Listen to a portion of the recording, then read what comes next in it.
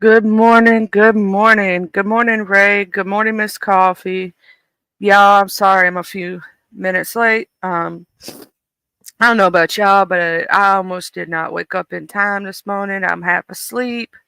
So I did not get to do a lot of my rewatching things, but I do have a lot of notes from yesterday of what was going on. Um, but this is your morning reminder to take your medication. Also, uh, I literally Where did I put that? I gotta look for my notes right quick, y'all. Where? Okay, there we go. All right. So basically, my microphone, I gotta get a new cord for it. Yesterday, I was in Jay Dunn's Members Only Live, and my mic fell, and the cord broke. So I'm using my headphones right now. I hope the sound is okay. I'm not using my beautiful microphones. So I am using a gamer headset right now. Well, a computer headset. It goes into the computer, whatnot. But yeah, totally broke that. So we're gonna start with the breakdown this morning of all that had happened or yesterday. So first I'm gonna start with the one that's closest on my mind. Okay, I was into hood tables yesterday, right? I was into hood tables, and um, Rodney was in there, but he was under his backup. He was under his Pinocchio channel. Well, I knew who he was. But neither the hood table nor Corio knew who he was. And the only reason I knew Pinocchio was you know, his backup channel was because I had seen him on Pastor Jay Wilson's and other people's forums under that name. So I know who it was, right? But Corio didn't. And neither did the hood table, right? They didn't know. They thought he was just another troll. And and now, yes, the Pinocchio person you see in chat, that is Rodney under his backup page. And yesterday what had happened was Corio had said something to him in chat. In fact, it's on if she's still got it up there. Let me go look. Um it's on K Fit's community wall. Last I checked, it was still up there. I did fall asleep last night. It's not under the membership one, or it wasn't. It was under the regular one, I believe. Oh, it may have been taken down. She may have took it down. She was just pointing out what was being said, pretty much. Um, and Rodney had made a post. Let me see if his post is still. I think I may have screenshotted it, but let me see if Rodney has kept up his post. Let me check his community wall.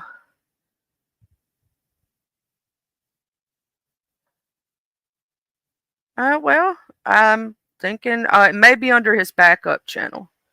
Um, so anyway, there it is. There's Pinocchio. Let me look at his post. Maybe on the. Oh, okay. So it is on his backup channel. I'm gonna share Rodney's backup channel right quick. So if y'all want to look, but I'm gonna basically read it off for you so that you'll know what was said. So this is Rodney's backup channel. Okay. Um, and it basically it's screenshotted where and you can see me up on the panel. Pinocchio's World said, "Well, I'm in the clouds," and Corio Lover said, "Bye, quit announcing stuff." Like for Corio, it's because you're announcing that you're leaving when you're not supposed to. So like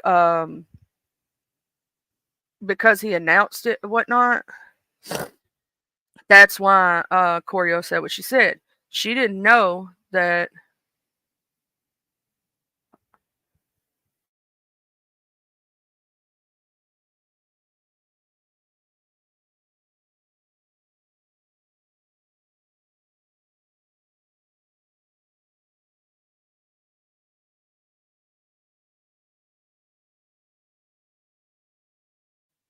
Sorry, y'all. My husband had to call the puppy dogs to go potty.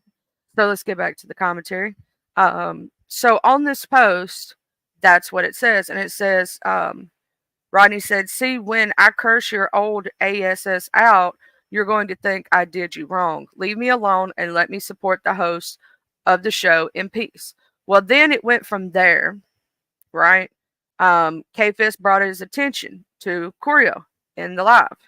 And Choreo, of course, she gonna go off because that's Choreo. But Choreo did not know that that was Rodney at first, right?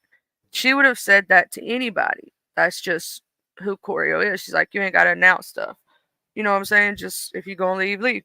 Now, me, myself, and I do like to say goodbye to people, but that's different. Like, I'm going night night. Y'all have a good night. Much love. You know what I'm saying? Something like that. But I think that the way that Choreo saw it was, I'm going into clouds. It's like, well, then bye. You know what I'm saying? Like, if you're gonna be smart about it, I think that's the way she viewed it. And then I think Rodney thought that Choreo knew who he was. See, a lot of y'all don't know that Choreo and Rodney had a spat in the past. He popped down in the Hood Tables chat and put the eyes, but didn't say hello to the host or anything like that. So Choreo called him out. She said, you could at least say hello to the host. You know what I'm saying? Like, at least say hey to the host. Like when you come and you drop down and whatnot. And that's basically what, the gist of that came from. Well, then Rodney went on his channel and does what Rodney does and curse out folks and stuff like that. And this was around the time that he was also cursing out, I think it was Miss Bambi, for her when she was moderating for K Fit.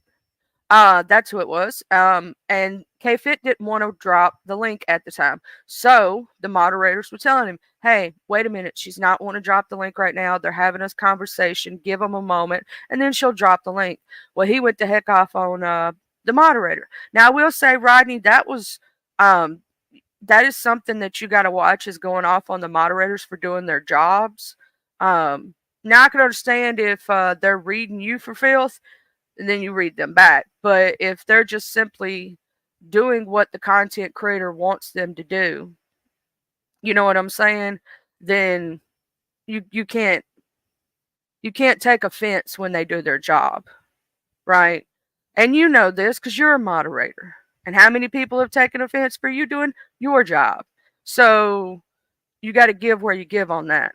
Choreo, at that time when you and her first had your first kerfuffle, she was technically doing her job. A lot of content creators don't like when you put eyeballs in the chat. In fact, there's a few content creators that will straight up block you for doing that, for not saying hey first.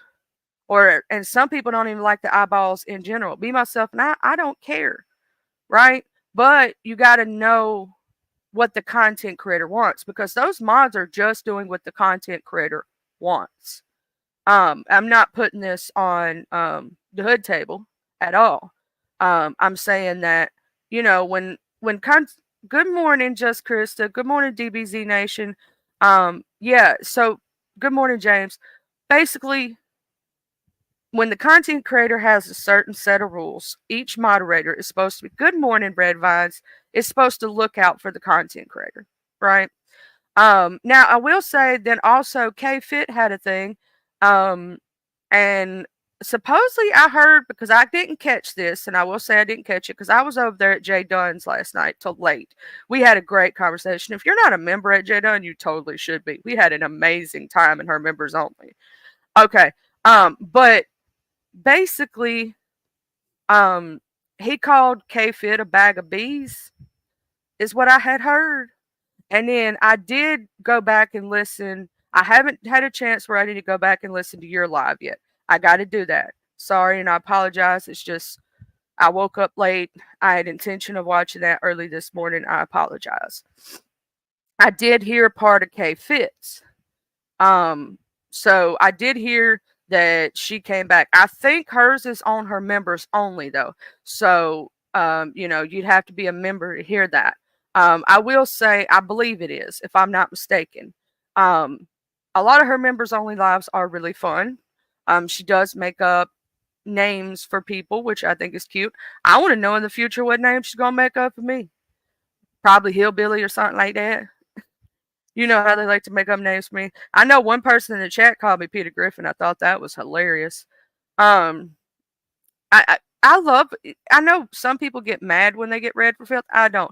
Okay, so yesterday, besides the situation, we're going to see how this unfolds today. I will say that I did see that Rodney had popped up on Jay Wilson's and Lemon's because I watched part of Lemon's, right? And I was trying to watch it real fast, so I may have missed some stuff. But Rick Reed went live yesterday. The governor went live yesterday, and he was reading ZT, and ZT was coming back and doing his lives. Now, I was kind of worried about ZT when I watched some of those lives because there was one of them, and it sounded like he was singing "I Will Always Love You," and he sounded really sad, like he going through a breakup or going through something. You know what I'm saying? So I actually felt kind of bad for ZT. I'm like, what's happening? Like you sound like you snotting crying right now. Like, you okay? Like he just sounded like he was really upset. He may have not have been, but he did. He sounded like something's wrong. He was on a black screen. He didn't even show himself on the third live. Like he did 3 lives. 3 or 4, I can't remember. He kept coming back, but on the last one that I watched, he was behind a black screen, and it sounded like he was snot crying, y'all. I was worried about him. I know a lot of people don't like ZT, but I mean, I don't like to see nobody snot cry. Hey, Z Sarah, good morning. Okay, and if y'all don't know, Reed does have her business account. I have shared her on my wall. For those who want to go see her videos and stuff, I shared her yesterday. I don't know if I'm welcome over there. That's why I've not dropped down. So Reed, if you're in the clouds, you can let me know. I'm not sure if I'm welcome. So, I ain't dropped down. I don't know. I don't know what the situation is. So, good morning, Z Sarah. How you doing? So she went live and she was basically coming back. Y'all know that QB does the tracker, right? Speaking of which, I got to go make sure I have my notifications turned on him so I can share the tracker when it comes out for y'all. Because I know that some people love watching the tracker, and I don't want if my subscribers want to go see anybody, I want you to be able to know their notification came up just in case you don't get it. Well, Ray, I don't know. Because of the situation, and people did that thing to where I took over the morning show. Does she feel slighted by that? Because people was running around saying some stuff that, basically saying that I was snaking Reed, and I never was. So I don't know if she feels that way. Maybe I need to have a conversation with her. That would be maybe a good idea because I've not myself done anything, but you know how people run around carrying bones and trying to start stuff? That's where I don't know if people have done that. I really technically myself ain't did nothing but shout her out, and I do that for everybody, right? But I will say that she came live and she was talking about, the tracker, right? She was talking about how, people did the rumors with, the SSI and stuff like that for kids and everything else, and government and all this. She said that,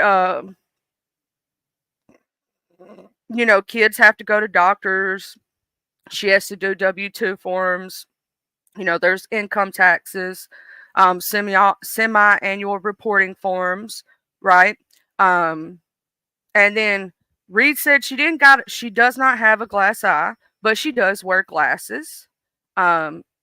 She does not have a hearing aid. That was her earbud. Also, they somebody said in chat they run the SSI. I think they meant the Social Security number. They do run your Social Security number for anything government related, so they know everything. They know everything about you. With your Social Security number, child, they know everything about you. It's computerized now. They can find everything. right? It's not that hard. They can see all your tax information, everything with your social security number. Okay, well she's not mad at me. I'll pop down next time. I just didn't know.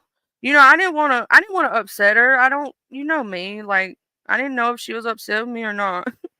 But anyway, so I don't know who the Stephanie person was, and I hope I'm not saying something wrong, but I don't know who that person is. I heard her say that name, but I don't know who that is. And somebody's overweight. I don't know who that person is. Now I did hear Reed say that they QB and Phi were talking about they had already gave her 2 strikes, and they were just waiting on the third. So, you know, there were people that were talking about striking her and whatnot. And then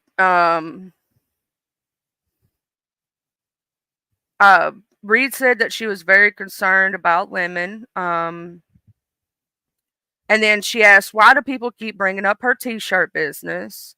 She said she ain't here, but she here. She ain't back, but she says that if, let's say, like somebody says something about her, right, and she feels it's a lie, then she's going to come back and say her piece and clear the record. But she ain't back. She ain't coming back, she said. That's what she said. Okay, and then she said to clear up the Mitra situation, the Mitra lit all day situation. If she didn't strike Ness, why would she strike Mitra?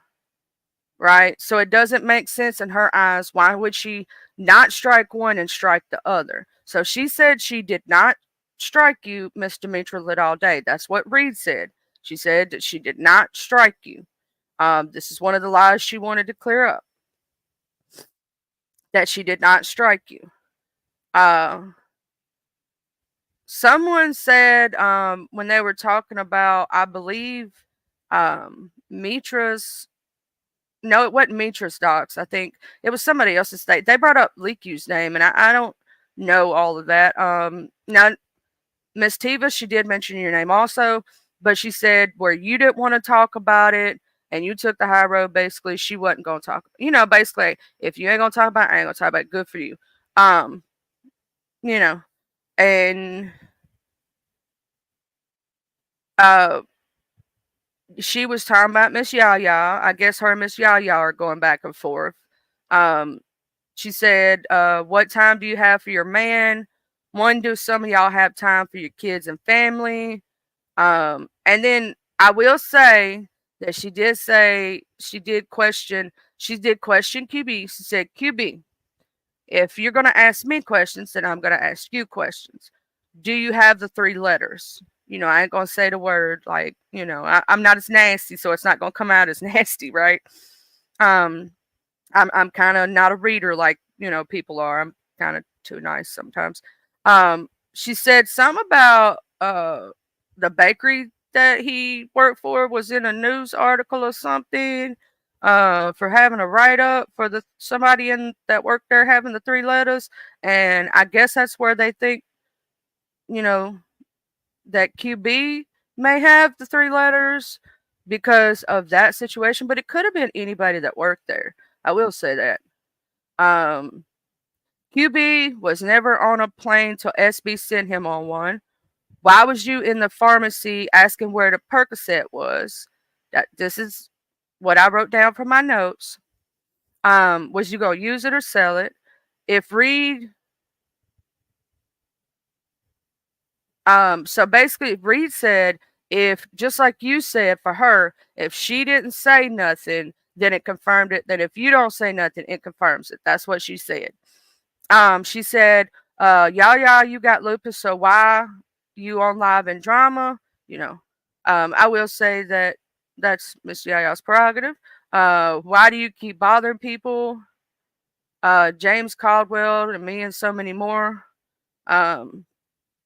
Somebody's father has criminal charges and brought them on their platform.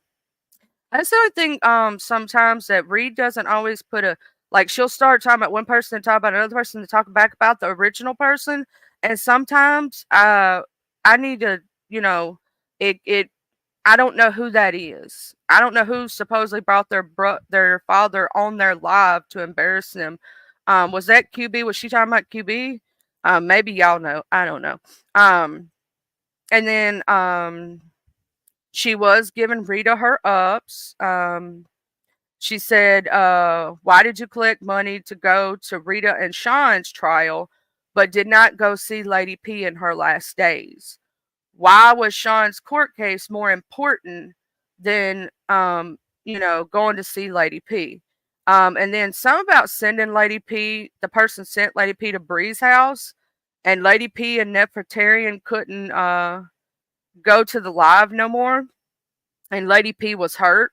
Uh, and then somebody's live, Wiggs, Lily, and Reed gave them the idea for it. And then there's some talking about QB supposedly having DV in his relationship with his deceased hubby. Were there charges? That was our question. Were there charges? Um, and then, they talked about, Reed talked about the Judge Mathis case with Phi. We all saw the Phi and the QB thing, right? We all saw that. Hey, the hood table. Was there a troll of you in here? Oh, if they was on here, get them. Get them. Don't let them do that to you. Now, we do have 2 people with hood in their name, but they're not trying to be the hood table. We have the hood conservative, but they go by just hood now.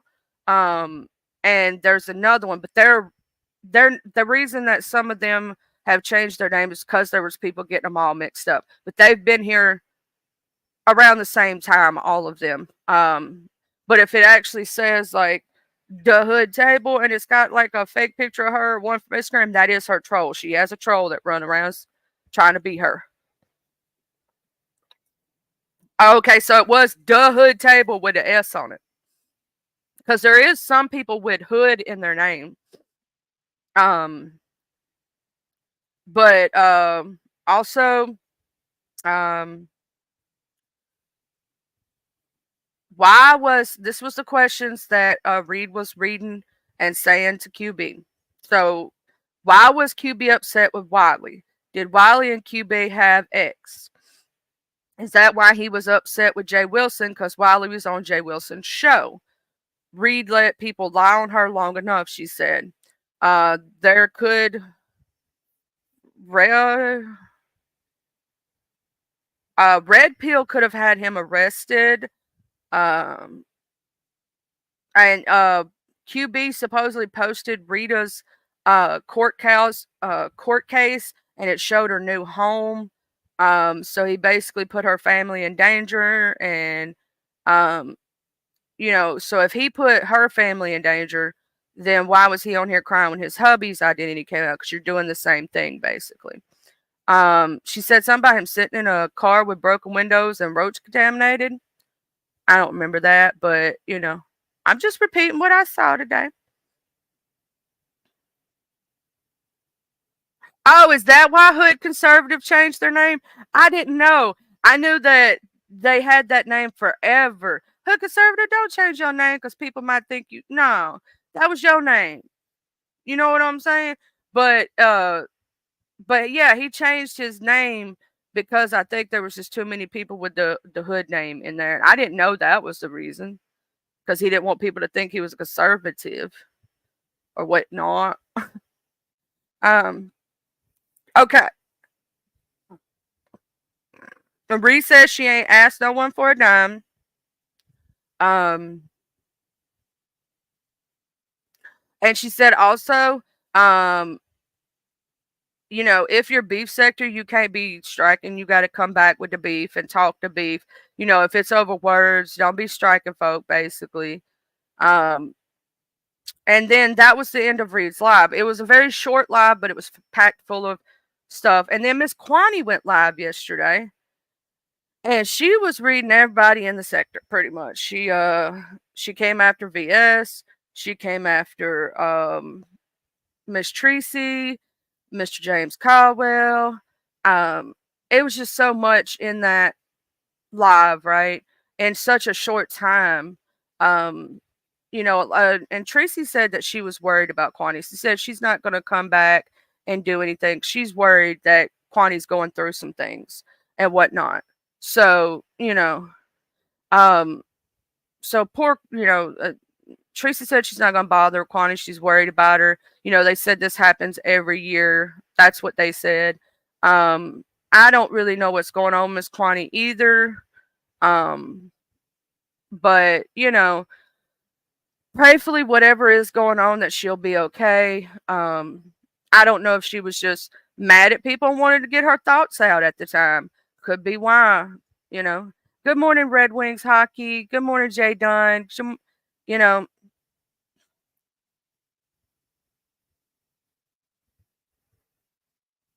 and then okay. Then I was over there at Miss Pizarro's, right, Miss Intel, and we were talking about the situation that happened with Nick, right? And then we were talking about the situation that happened over at Lemons, where Lady Wu had her cootie cat up on the screen, right? And Miss Intel wanted to know how it started.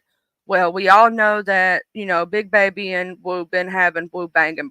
They've been Wu banging for a minute, right? And so I was up there telling her it started over here, and I forgot to say Broadway, but it started over at Broadway's. Then when they came over to Lemons, they were already fighting. Even though I do not believe that, in my opinion, she should have took that on a Lemons channel or anybody's channel, right? Because it wasn't, no, it was her. She put a picture of her cuckoo cat, Ray, on her profile pic. You see how my profile pic is? So basically, Big Baby had a picture. You couldn't really tell what it was, but she said it was bumps on a cootie cat and said it was Woo's. And then basically, Woo put up a picture of her cootie cat on her profile pic, and you could see exactly what it was. So basically, she p-bombed Lemon. If you ain't heard about it, Ray. And so Lemon says she blocked for life. He said he gonna take that L. He learned his lesson, but he gonna take that L. He has to understand that sometimes people don't have your best interests at heart, and even though so she got him for the third time, and so people are stating that Lemon, didn't you learn from the first time? Hey, Room Shaker. Good morning, Shaker. Okay, and then but so we were up there, and I didn't realize that the royalty. I didn't realize that Miss Intel was really upset at royalty. Because I've seen them two do this, and fight a little bit and then be okay and all this stuff. So I didn't know that she was really upset with her until yesterday's live. She's like, "Nah, I ain't talking to you. I don't want you up here." Which they may make up in a week, not sure, but she was upset with royalty for when we were over at ODS's. Royalty basically put Mrs. Intel's name into it, and Mrs. Intel did not appreciate that in the words that was said. So I think she said something about the way Mrs. Intel dances or something, but I've never seen Miss Intel dance, so I wouldn't know, or something. I don't know exactly on that one, but I have to go back and rewatch. I was there during ODS's live, but I guess I didn't pay attention close enough because I thought they were joking. I really truly thought they were joking. I didn't think it was a beef, so I didn't even pay attention to it because I'm so used to them, with their little stuff, that I didn't pay attention to it as well. Good morning, Roseby, coming at you. Welcome, welcome. Hey, Miss Rose. But yeah, so I didn't think that the royalty and Miss Intel was even that serious. I was in ODS's live that night. So I didn't write it down. I have to go back and rewatch it.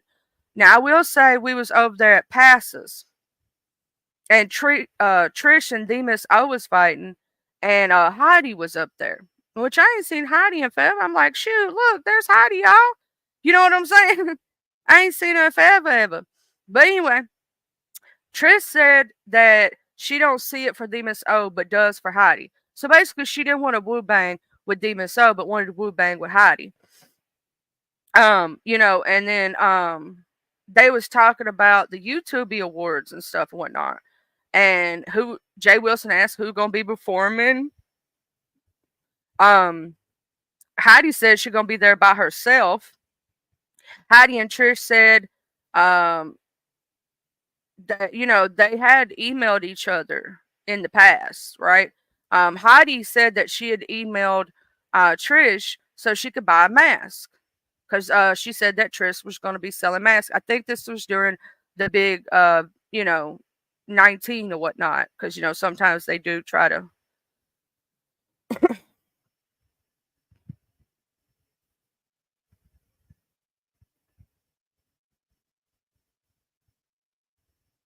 Oh, okay, Red Wings. I see what you're saying.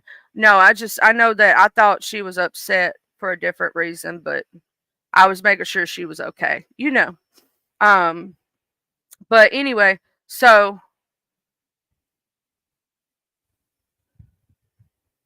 they was talking about the YouTube Awards and they were talking about the mask, and then Miss Trish was trying to talk about Miss Heidi's makeup, and Jay Wilson said that Heidi's lipsticks are real. Because Trish was asking where the lipsticks at, and Jay Wilson said they're real because Heidi was asking where are the masks. You know what I'm saying? And Heidi said that that the mask was fake, they never existed. And she said, Trish said she was mad she didn't get and Trish said that Heidi was mad because she didn't get a free one. And Trish said she got the fake bags. She was talking about Heidi's fake bags that she couldn't tell a real one from a fake. Um, and the award show has been marketed for 5.5 years. Jay Wilson said why wasn't he invited or nominated? And Trish said that he wasn't nominated. The people didn't nominate him. Now, and then Mrs. O was up there, and she was actually up there to talk to somebody else, Mrs. Olivia. I call her Miss O if y'all don't know. Um, she was nominated, but Mrs. Olivia said no. So she returned the money. She returned the money. And it went to someone else, is what was said, by Trish. Um, James Caldwell also returned the money and turned it down. She spent $6K in all on the nominations.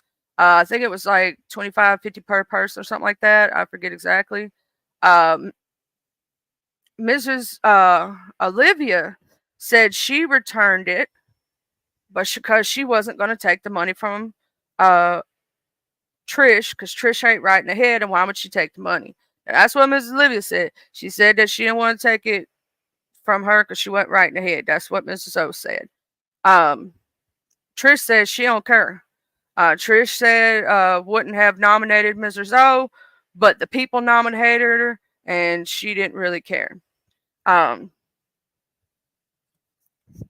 Oh, my coffee hot, y'all. Almost burnt my lip. I got to thank my husband for bringing me my coffee this morning because I woke up late and he made the pot for me. And ooh, chow. Okay, so now Mrs. O did say that it was a $25 cash app that was sent to her for the nomination, and she returned it expeditiously. That's what she said. And then they were talking about it's been 16 months since that, right? So why would they? Miss Trish said it's been 16 months, so why would she care that much? Ms. O says she didn't come up there to be talking about that. She was trying to talk to somebody else, and the question got brought up. Her name got brought up, so she said what she had to say. Um, and then Pastor was asking, in 5 years, it's been 5 years. What have you done in 5 years? Uh, and then so why ain't it happened? They're asking why the YouTube Awards hadn't happened. And then Trish said that she had to bring a lot of people together. She said, they said it's been 5.5 years. She's supposed to have the YouTube Awards now, February 9th of 2025. Jay Wilson said he didn't get nominated, so it don't matter to him. And Jay Wilson, and Trish were talking. He said, can he make a point on his show? It's his show. Let him speak, right? Now he said when SB did the show, right, that they had it all together. right? They had it all together, that it was done within a matter of time. So why can't Trish? Why can't Trish get people to come to the YouTube Awards? Um, and are you covering the hotel rooms, all that stuff? Do the nominees have to pay for everything? And no, Trish said the nominees have to sell tickets. Um, and the only ones that are complaining, she said the people with like 100K subs and over, they ain't complaining at all. She said it's the people that have under 100K that are complaining, and said she had 142 tickets sold already, or people.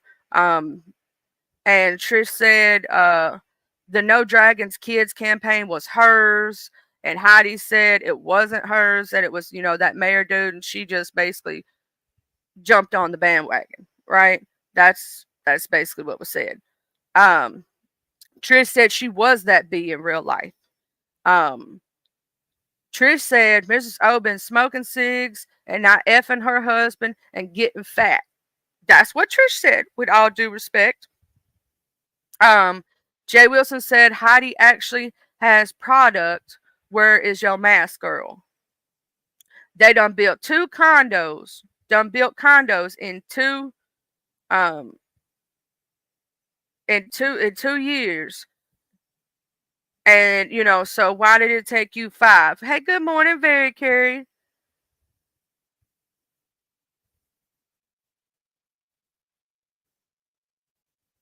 Hey, Shar. Good morning. Hey, Miss Wise Eyes. I make sure I didn't miss nobody right quick while I was reading my notes. Hey, Miss Jill. I was speaking of which, I'm excited for your contest this weekend. That's something I was gonna touch on this morning. But okay. And then Trish says she's been doing the same thing for 28 years. And somebody asked her what it was. She's being a CEO and all this, and somebody asked her what it was, and she didn't answer. She was like, "You think I'm telling you?" Basically, um, Jay Wilson said Trish sound angry, child. She sound angry. You know how Pastor Jay Wilson say angry, and she sound angry. Why are you so angry? Trish said she got 6 cars, and Jay Wilson said he got 2. Um, and in 5.5 years, she ain't produced nothing. She needs to prove the 146 ticket sales. And if Trish say Jay Wilson is a scammer, find them and prove it in court. So basically, Trish saying that if Jay Wilson says she a scammer, to find them and prove it in court. Is she collecting money? She said that she spent 18K of her own money and put into that. That's what Trish said. Trish said when you're a CEO and own businesses, you will know what it takes. The venue will be in Midtown in New York, February 9th, 2025. And then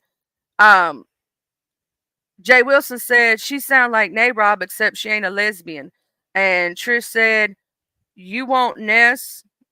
So he said something about Ness, Dovey.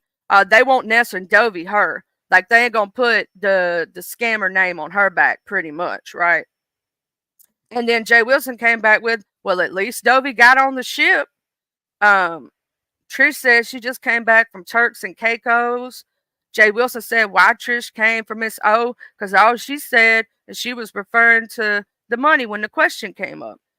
And why'd she call Miss O fat? Why'd she say Miss O was smoking cigs and not effing her husband and all this other stuff? And then Trish says she will ergalize Miss O and Miss Olivia. Miss Olivia talked, it was about 4 years ago. Something about 4 years ago.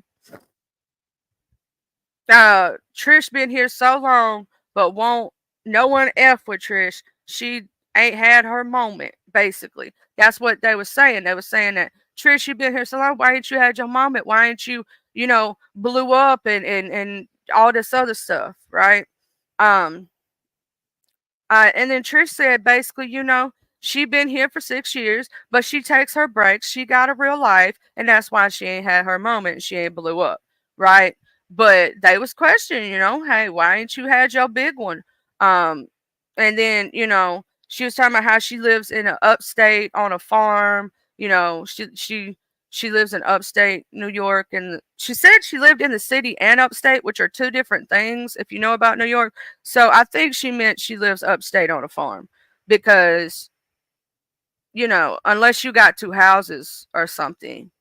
Um, and she says she don't have a Tesla because she hates them things because they asked her if she had a Tesla. She said no, she don't like that. Um, Trish said they done doxed her, so you know. Um, and then somebody asked, "Is it going to be televised?" And she said no. And then Trish said she's not going to scam nobody. Now Mrs. O asked, "Was this supposed to be Trish's big one?" Jay Wilson didn't know that she was so crazy, child. That's what Jay Wilson said. He said he didn't know she was so crazy. Um, and Heidi said that she had come up here double talking. That's what Heidi said. And then Trish went live. Trish went live. And she said the commoners have nice things. And she got Versace in her kitchen. And Ms. Trish said that her kitchen is Versace. And she don't know why people are so jealous. And Trish said that she had cruises. Um, yeah, no, she said Miss Cruiser is another one. Why they act like cruises are something big and bad when it's really not. And then I went over there and I popped over there and I saw Miss Jill Comfort Zone. She up in chat. Hey, Miss Jill. And this Saturday, October the 20, well, this next Saturday. I got it wrote down. I got the times and everything, Miss Jill. So the poetry competition is going to be Saturday, October the 26th at 6 p.m. Eastern Standard Time. Okay? It's going to be on Jill Comfort Zones Live, right? And the theme is It's a Love Thing. And she's all slots are filled. She's got 12 contestants, so there's going to be 12 people. Okay, and so we get to listen to people read off their poetry. Um, and so we're gonna, you know, see the cash prizes are. First place gets $310 and second place gets $190. So we're gonna get to see on Miss Jill Comfort Zone people throwing out their beautiful, you know, extravaganza with their poetry again. So, and shout out to Mama Global for creating that bomb flyer for Miss Jill's Comfort Zone. Y'all know I love me some Mama Global. I do. I love me some Mama Global now. You know I love her. Oh, hey Liz. Hey Queen Diva. How y'all doing? Did I say hey back here? I know I did because you know I love you, but I'm just making show. You know. So they're gonna be doing all the amazing, beautiful poetry. You know, last year was so exciting and so good, and people talked about it how amazing the poetry was last year. So we know it's gonna be good this year, right? And that's gonna be at 6 p.m. Eastern Standard Time. Okay. And now we also do have that same weekend on the 25th, we have Miss Lady Nika's Halloween contest. On the 26th, we have Miss Lolo's competition, Halloween competition. So those are things that are also going on that weekend. Okay. Yeah, that's the truth, right? Not everybody can take a cruise. You know what I'm saying? If you are blessed enough, you are blessed enough to even go on a vacation, be happy you did that. You know what I'm saying? Like if you're blessed enough to have more than one vehicle, you know what I'm saying? That's the only thing I don't like when it becomes a, you know, I have this, I have that, so I'm better than you type of thing. Now I don't know if others are being that way, but that's just I don't like that. Now I was over there at Miss Tracy's, right? I was over there at Miss Tracy's, and there was, you know, we were talking about all the situations that had gone on. Miss Tracy was asking about the situation um, with Nick and everything. We were talking about it. We were talking about the situation with Woo Woo. Somebody asked Nick. I saw this. I don't know if this is true or not. I didn't hear him say he lived with 5 or 6 people, but you know, then they were saying that Ness was living in transitional housing or something. Now, me, myself, and I She needs to work on herself, is what Miss Tracy said. That's what some people was saying. Now, I did. If y'all didn't watch Miss Tracy's, Dimples and Queen Tulsa, right? They're having a little back and forth. And Dimples did say in that live that she paid Shakim 400 already, and she ain't gonna meet up. Um, she needs to realize that Shakim don't want her. Now that's what Miss Dimples said in that live. Um, and then we had Docsgate. I'm calling it Docsgate, y'all. Hey, Miss Karen. Um, I'm calling it Docsgate, okay? Because we had first Lady Dimples was saying ODS's first name. Then ODS came up and said Dimples' first and last name. And then Uppity came up and was saying ODS's name, but ODS said she didn't even have the right name. And then ODS came back and said Uppity's name. So we had what I call Docsgate, because it was like the one person jumped up and then the second person, you know what I'm saying? So it was like they said, I heard names that I didn't want to know necessarily, 'cause I don't go looking for people's names and doxes, but I'm going to call that Docsgate. Miss Tracy, you had Docsgate. Hey to Queen before you react. Hey, Miss Wise Eyes. Hey, Muffy, love. But so we had Docsgate on Miss Tracy's. I call that Docsgate now because that was like one after the other, after the other, after the other. It started because Dimple was already up there, and ODS had said something in chat that Dimples didn't like, so Dimples was talking about ODS. All of a sudden, and I didn't realize that's who Dimple was talking about, right? So I'm like, who is that? Because I didn't realize that it just transitioned from Shakim to ODS so fast. I was like, wait, who we talking about? And then I realized it was ODS. I was like, what?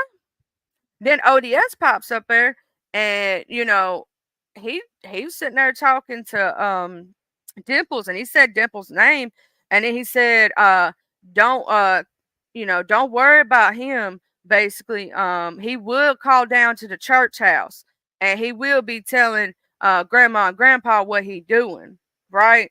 Um, or what Dimples is doing, because I don't want to misgender Miss Dimples. But this is what was said. And then Uppity pops up there and says, nobody cares what, and basically said ODS's name. And then when she popped back down and she said what she said, y'all got to go watch that. That was actually pretty good. Because they was like, it was so fast. It's not the fact of the names being dropped, it's what they said to each other. You get what I'm saying? They was reading each other, and they did it so quick. It was like mic drop every 5 seconds. And then I did see just Krista while we was over there at Tracy's. You and Talent was woo banging in the chat. I was like, what? It was woo banging in the chat, y'all. Talent and Krista was woo banging, y'all.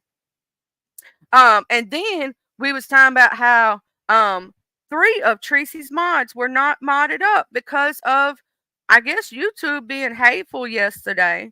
YouTube was just being mean. And Miss Muffy was streaking in chat, and Miss Dreamy was streaking in chat, and Miss Pretty Chocolate Girl, they were running around naked without their blue dresses, y'all. Yeah, they was streaking, child. I saws it. They didn't have their blue dresses on. And then they finally got their blue dresses back. But for a minute there, they was running so fast, and they was running around chat naked, y'all. They were all naked.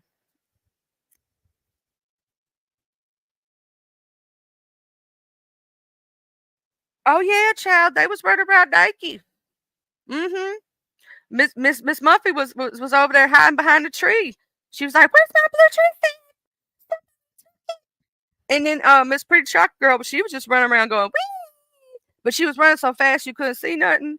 And then Miss Dreamy was over there hiding behind a cloud, without her dress. So she had a little cloud she was tucking around. Miss Muffy was peeking around the corner like, where's my dress at? And YouTube had been so mean that they took their dresses away. I think YouTube was trying to catch a little peeky peek because y'all some pretty ladies. And I think that YouTube was trying to be shady because of that. I think YouTube was trying to be a little shady and trying to see y'all out of y'all's blue dresses. That's what I believe, y'all. Um, mhm. So that's what I know so far. Now I will say, I did. Oh yeah. Now Tracy did say, I forgot, y'all. I have a whole thing right here that I done missed on Miss Tracy's. She said she ain't got no DWIs. Okay, that she ain't got not a near another DWI. Okay. And then they were talking about Nessa's makeup. They said it looked like funeral makeup. And then they were saying that Ness looked like a man. Um, and they said it was awful and it was horrible. Basically, they were saying that Miss Ness needs to get foundation and stuff that matches her. And what is that? I don't even wear makeup like that. I mean, how many of y'all ladies? I mean, me, myself, and I. The reason I don't wear a lot of makeup, I wear it occasionally. And even the profile picture I got up right now, all I have on is eyeshadow, mascara, and lipstick. That's it.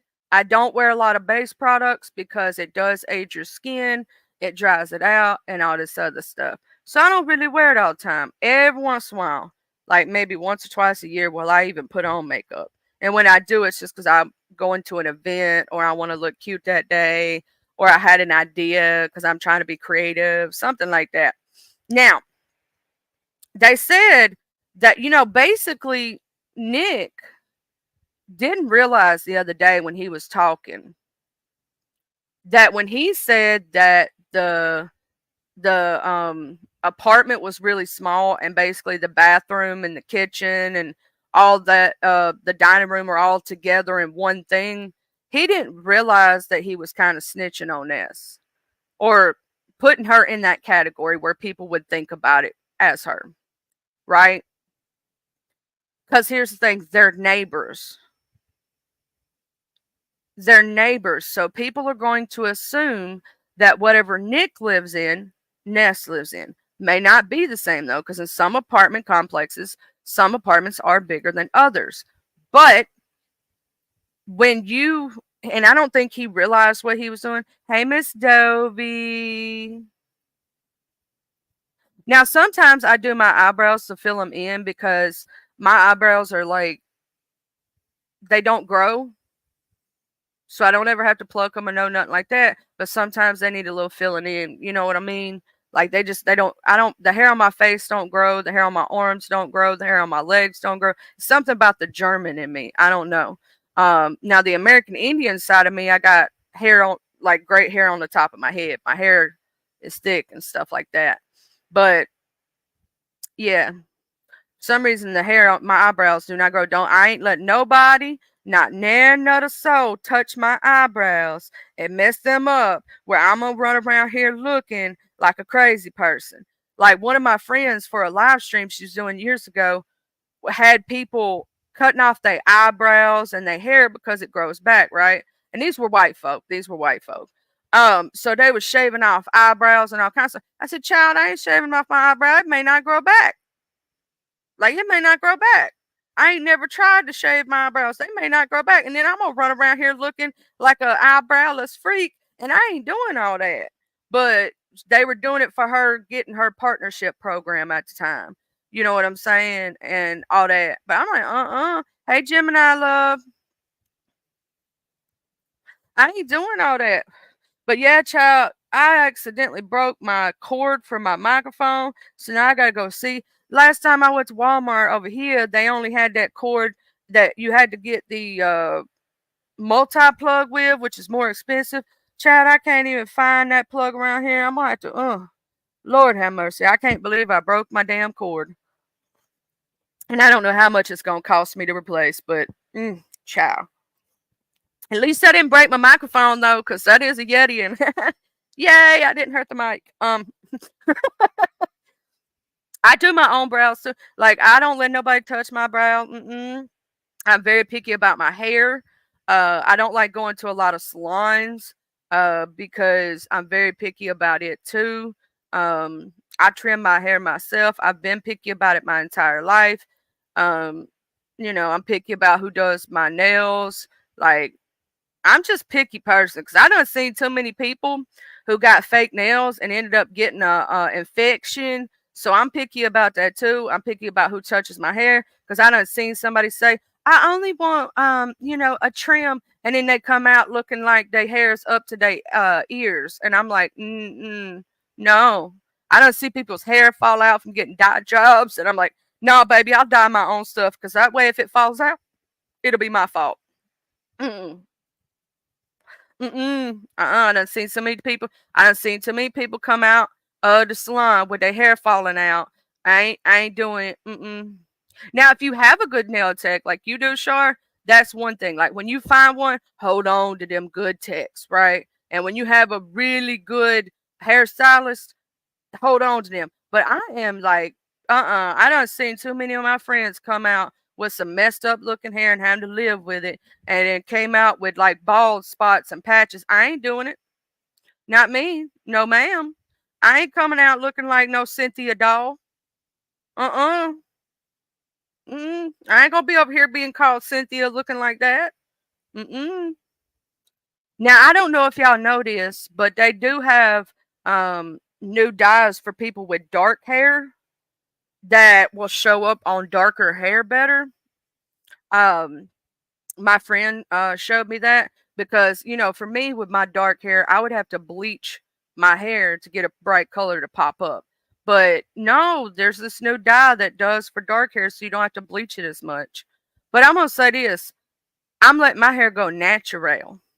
I'm letting it go natural, and I'm going to tell you this, if in case I get gray hair, I'm gonna rock the crap out of that gray hair. I'm like, look, I did it. I don't want to look like no Cynthia doll for real. I mean, look at her hair all fell out. That ain't gonna be me. That is not gonna be me. Now, but they were talking about, you know, that he was talking about Nick was talking about how he was gonna be making $19 an hour and how $1,400 rent is normal there depending on your location. And people were saying that they were shocked that the rent was only $1,400 in Seattle. And some people were saying that they think Nick lying. And then they were laughing about, that 1,400 for 400 square foot. You know what I'm saying? For only 400 square foot. I'm gonna say this. I would be moving if my rent was that high for such a little bitty apartment. Because I'm gonna tell y'all a little secret. This is for everybody. Okay, you may have a longer commute, but let's say you live in a largely populated area like Seattle, right? Or whatever. You can go look for a place that's right on the outskirts of town, and your rent will be way lower because you're on the outskirts, right? And because you have to commute than it would be if you right there in the middle of it. Like, I would be looking for another place. Is that normal? Like $1,400 for rent? Or is it more than that? I'm like, Jesus. Jesus. Child, well, just Kristen ain't that high down. Well, I mean, it did go up down here. But I mean, the last that I went when my man was fixing to move down here, what he was gonna do, because he ain't never lived in an apartment, right? He always had a house. So what he was gonna do before we got our house set up, before we got our house built, our house put to, everything good with our houses, we done bought the land. He was gonna rent a little apartment down here. And child, the rent for the apartment down here in our good places was about $1,500. It was about $1,000 a month. But that's our like really good places, right? Now you could go to some not so good neighborhoods and you might get it way cheaper. You know what I'm saying? Is it 2,500 a month over there? Oh Jesus, 25. No, child. Now I will say that even our rent up went down here, but if you paying like $600, $700, $800 in rent down here, you are living in a nice place. If you're paying like $1,000 a month, you're living in a nice. When I say nice, I mean nice place. I ain't rented in years. Like the last time that I rented something was, I wasn't even renting. It was my mom and daddy renting, and they was kids. Like I was a kid. That's what I mean. I was a kid. So, because we bought our first place when I was like 17. And then my granny left me her property and whatnot too. So I got those two properties. And then me and my man just got a property last year. This October made 1 year that we've been living in the house. So, you know, we've been living in the house now. This month it'll be a whole year. We've been living in the house and whatnot. And got everything set up. So, I ain't seen rent in a long time. And I will say that if you live in the cheaper places, even back then, that was like in 2005. So rent was cheaper, you know? Woo! Your rent went from 70 to 1,400, but you were at 12. Lord have mercy. Thank you for sharing, Muffy. Yeah, it is healthier for your hair to. I'm gonna say this. There's this lady that I've been posting on my community wall occasionally. Um, she does this like she has like this amazing I just love her attitude. She does hair care routines, and I know it's not necessarily for me, but I just love her personality. Like sometimes I like people, and she does teach some things. Because I'm gonna say this, even us white folk could learn some things. All right, like wearing certain hair care things to bed to keep your hair from jerking. If you got long hair, because I have long hair, and if you have combination, here's the thing. My sister, a lot of people don't know this. One of my sisters, is half Mexican and half white. A lot of people think she's half white and half black just because of her skin tone and complexion, and like how her hair is real curly and all this other stuff. But technically, she's half Mexican, half white, right? And she has her hair is so curly and stuff like this. Um she has to do more conditioner, she has to do leave-in conditioners, curl creams, all that good stuff, right? So she has to do a lot of hair care that is different than, let's say, me, who has bone straight hair. It ain't doing nothing. Like, I can wash and go. I will say that it's not even good for white folk to wash your hair every single day. You want to do that once or twice a week. Now, that don't mean don't take a shower, child. Go take a shower every day, but put your hair up in something and don't wash it. It's not good to wash it every day. Okay? You're actually stripping the oils from your hair. You do want to keep your hair clean, but don't strip the oils. You need those oils. It's good for your scalp. Okay? That's why a lot of white people got dandruff. That's why a lot of people got their hair falling out, white people. That's why a lot of older white women, their hair look thin as crap because they wash their hair entirely too much and they done jerked all the hair out the head. Ooh, a 1 bedroom is $750 and a 2 bedroom is about $800 up. Ooh, Philadelphia ain't cheap, is it? I'm gonna tell you this: you come down here to Mississippi. Oh, it was 700. It was 700 the queen before, and then it went up to 14. Mm-hmm.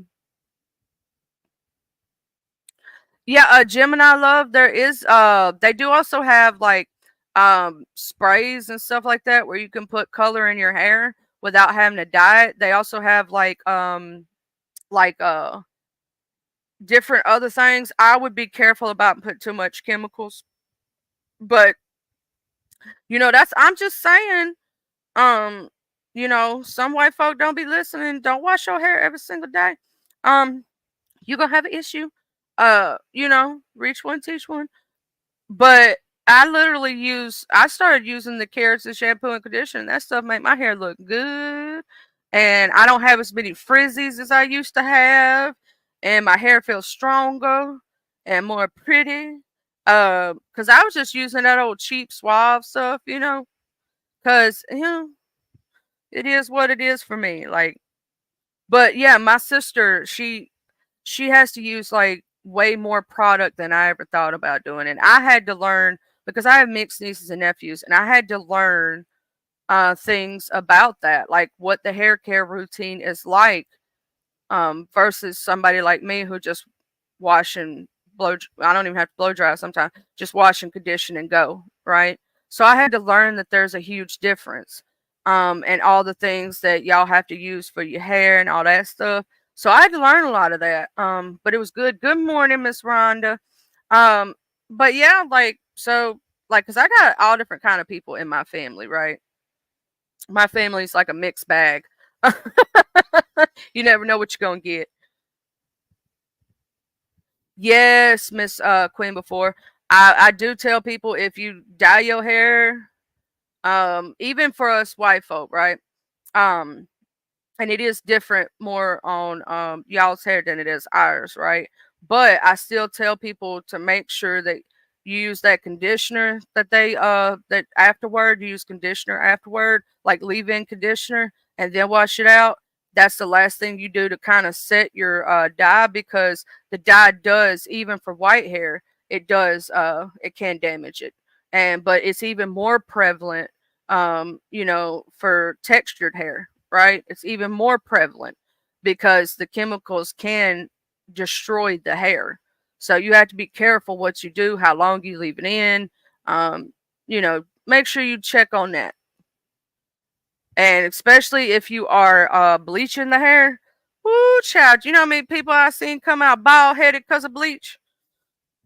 Oh, that's the one thing when I was watching because I love Angela Bassett and I love Tina Turner. When I was watching the movie and they were showing how Tina's hair fell out because that little girl was bleaching her hair and she left the bleach in too long, and then Miss Tina was saying, "Why is my head hurt? My head's burning. My head's burning." And then she started pulling her hair out. Oh, child, that scene's where it started my scariness about hairdressers. That scene, I was a little bit kid when I watched that, and that's what started my you ain't doing that to my hair. Then I started seeing people get those. Back in them days, people started getting those perms, right? They started getting perms, and I saw women coming out of there with their hair falling out. I seen some women coming out looking like poodles. I seen some women that the perms was just they messed them all up with them perms, y'all. I don't know if y'all remember those perms back in what year was that? Like in the 90s, the early 90s, when the perm thing was going around real big. I just remember being a little bit kid seeing so many women looking like poodles walking around. I don't know what it was. I swear they messed their hair all up with them perms. I'm like,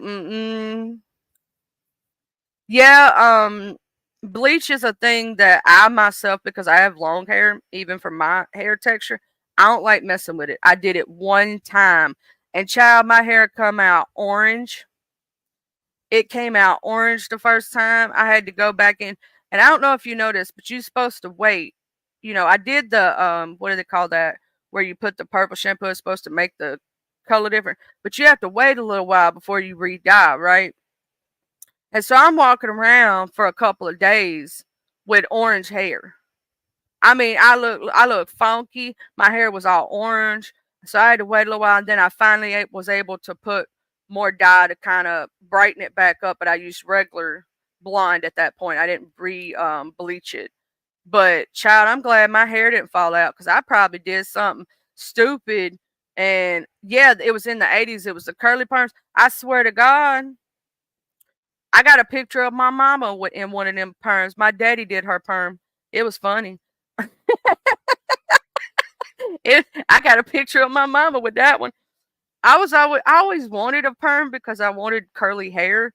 I hate having just straight hair and it don't do nothing, and I can't keep a curl to save my life. I always wanted one, but I've always been scared to get one too, because I'm like, I don't want to be walking around here looking like a chia pet. Because it ain't gonna look right. You know, I don't want to be doing all that, but I've always wanted one because I love curly hair. Ain't it funny how people who have curly hair want straight hair, and people who have straight hair want curly hair, and people, like if you think about it retrospect, like if you have let's say you have like the my sister had the prettiest curly hair that did the boing boing curls, right? You know the boing boing curls sometimes that you pull and it just pop back. I mean, just naturally beautiful hair. And if she didn't straighten it all the time, I ain't sitting here. And I told her, I said, you better be using some heat protectant on that hair. You going to frying your hair, and it ain't your curl pattern ain't never gonna come back, and you gonna damage your hair. Cause she would do it like to the extreme, and sometimes she would forget to use heat protectant. That's another thing. If you straighten your hair, use heat protectant. Please protect your hair. Mhm.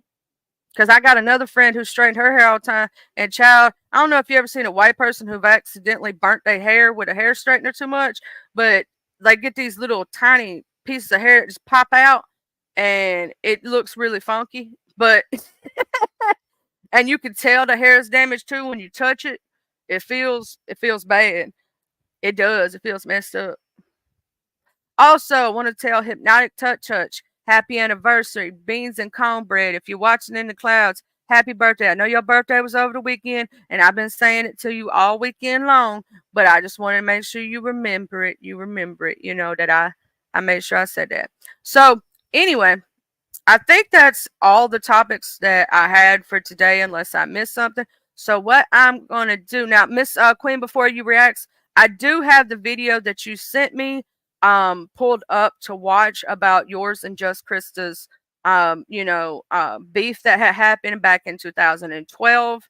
I was able to watch 25 minutes of it, but before I talk about it, I want to make sure I watch all aspects of it. I talked a little bit about the other one. I'm gonna go ahead and drop the link if anybody wants to pop up and come through. I'm gonna go pin that thing so I don't forget to do that because y'all know I got ADHD. Also, did you take your medication this morning? Make sure you take your morning meds. But yeah, so basically, I didn't get to watch all of that because we was on Jay Dunn's members live and we had a great time over there. We truly did. So we're gonna be talking about some more things next Monday. I'm not sure. Now I will say that this morning I did have for topic Tuesday. Jay Dunn had brought up the case about the little girl who had who the woman. I think I still have. Let me make sure I have that pulled up. Let me find it. Uh, which one is this one? I have different cases pulled up here, y'all. I have to figure out which one is which. Oh no, this is about now. VS brought this up. She had this on her community wall the other day about a 12-year-old that was found in a cab of an 18-wheeler in Mississippi truck stop.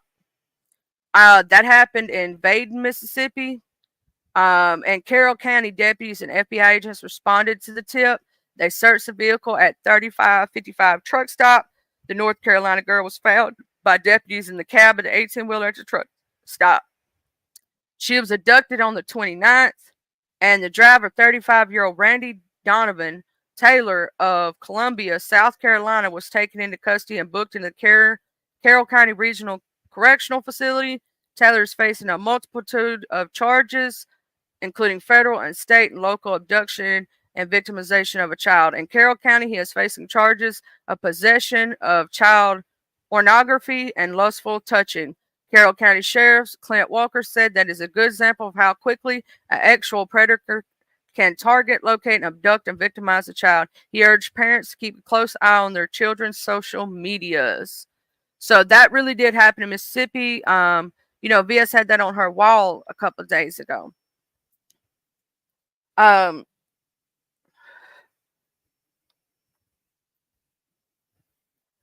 Yeah, I know. I listened to you, Miss Queen, before. I heard what you had said. I was in there.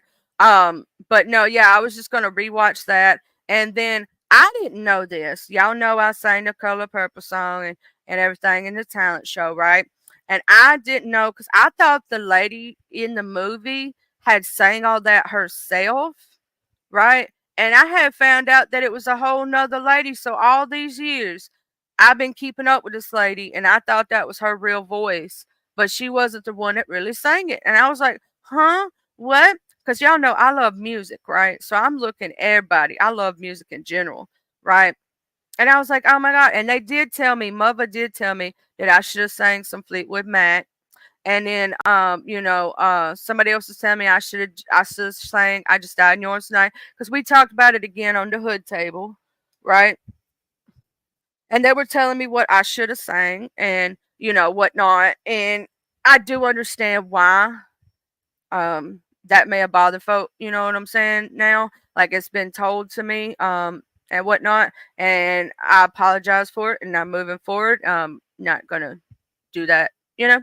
But moving forward, I did look at the new songs that people told me that I should look more into, because sometimes I'm choosing songs that don't necessarily go with my voice, right?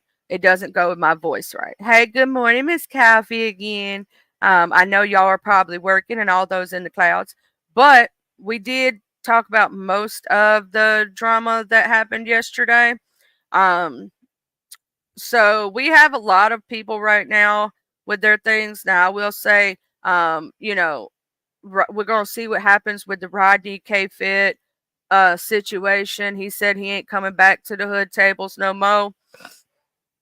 He said, I think he said something about not going back to K Fits. I'm not sure. I thought I heard that, but I don't want to misspeak. Rodney, if you hear, if I'm wrong, you can pop down and let me know. But he basically said he ain't going back. Okay. Okay. So we heard that. We heard Miss Quani had her live yesterday reading folk. And uh, Red Wings was in here talking about it. And, you know, everybody, you know, has their opinions on it. Some people like,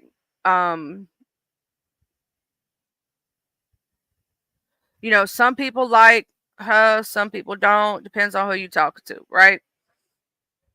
All right. And then, you know, Reed went live, and then Rick and ZT thing. Um, and then we had Royalty and Miss Bizarro. Oh, I did have a little so Royalty and PT, I do have a little thing right here. Um Royalty said something about pizza to Ness, and then P said she don't care.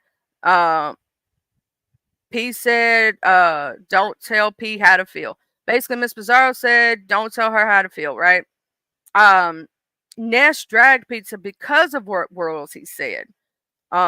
So, you know, and what was said was pizza dance like she effing, is what Royalty said. So I did have that in my notes, that that's what started it, was that um Royalty and Ness was up there, and Miss Royalty said that pizza dance like she effing.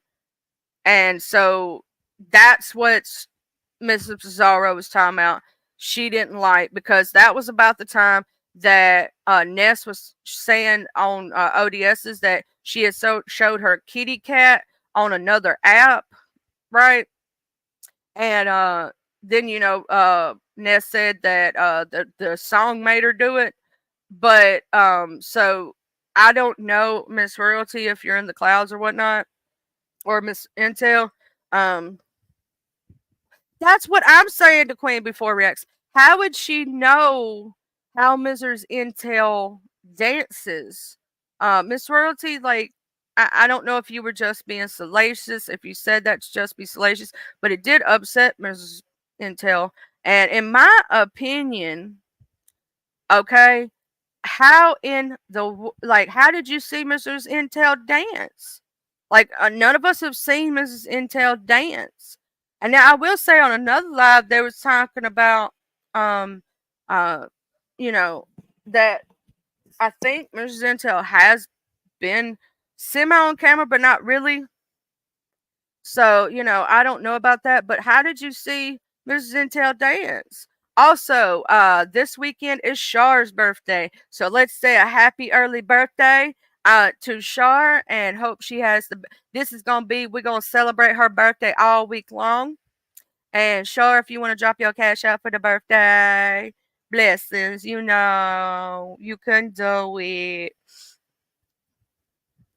I've never seen, in all these years, I've never seen Mrs. Bizarro, Mrs. Intel. I've never seen her on camera. So that was my question: was how have you ever seen Mrs. Bizarro dance to know that she dances like she's effing? Now I know Mrs. Bizarro said she had all that butt inside them jeans, you know. So I found her Miss No Booty, um, but you know she ain't got a lot of up top, so she, you know, she got all that ass out inside them jeans.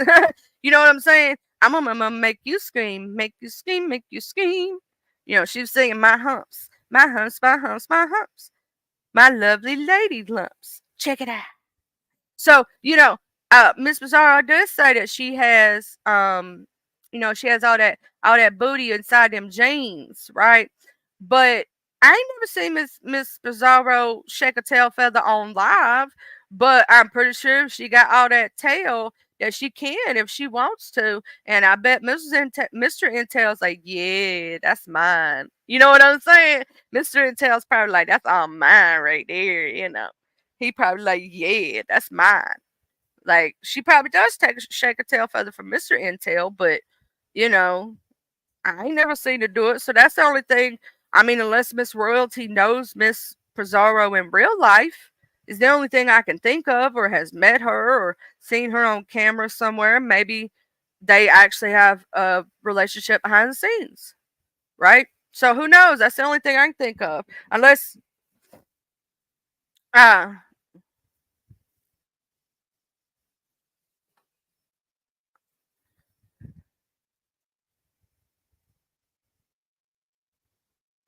and I'm gonna say happy early birthday to um Miss Coffee. Uh-oh, we got Miss Coffee and Char in the same week. Happy birthday to you. Happy birthday to you. I gotta say my birthday to my ladies. My ladies got the same birthday. Oh, KRN's is also on this weekend too. Well, happy birthday early, KRN. Hope you have a good one. I love y'all know y'all can drop y'all's cash outs for if y'all want. Also, if y'all ain't know, Mrs. Coffee, Miss Coffee, you need to drop your links mo for your channel because she doesn't do beef sector content per se. She does other content. So if you want some new, different kind of content, Miss Coffee does that, and she does amazing graphics. She is a very talented lady. We have a lot of talented people in the sector. So yes, I just want to say happy birthday to everybody. Yes, Rodney did do a live. I missed his live, Miss Catherine. If you would like to pop up and let me know what happened in Rodney's live, because I was over there when all this popped off. I was on the hood table, right? But then Jay Dunn had her members only live, right? And so I was over there at Jay Dunn's when Rodney went live, and then K Fit went live afterward. I heard all about that. And I missed his live, and I had intention of this morning going back and watching Rodney's live, but I felt I didn't wake up till late. And y'all notice I was like 2 seconds late for my live. So I was 2 seconds late for the live, 2 minutes, whatnot, because of that, right? Um, but I was a few seconds late, um, trying to do all that and whatnot. Um, but I didn't get to see all what happened in Rodney's live because I was over there at Jay Dunn's till late. And then right after I got off live with Jay Dunn, I basically went to bed. Okay, see, I saw that he was mad at Coriolover, so he was dragging Coriolover for the okay. Here's the thing, Miss Catherine. I don't know if you know this, but Miss Corio did not know that was even Rodney, and he took it as she knew it was him. She did not know. She would have said that to anybody because they had that kerfuffle in the past. They did. They had a kerfuffle in the past, and I thought it was all over with until this came back up. Hey, Miss Cheesy Mac. I always say Cheesy Mac, so that's gonna be my nickname for you, even if I'm messing up your name. But yeah, so the Rodney thing and the Choreo thing, there was a kerfuffle in the past about that because he basically dropped down into Hood Tables Live and he put eyeballs. He didn't say hello to nobody. He just put eyeballs. And so Choreo was telling him, hey, you should say hello to the host. And then he came back with some remark, and Corio didn't like it, so she told him off, right? And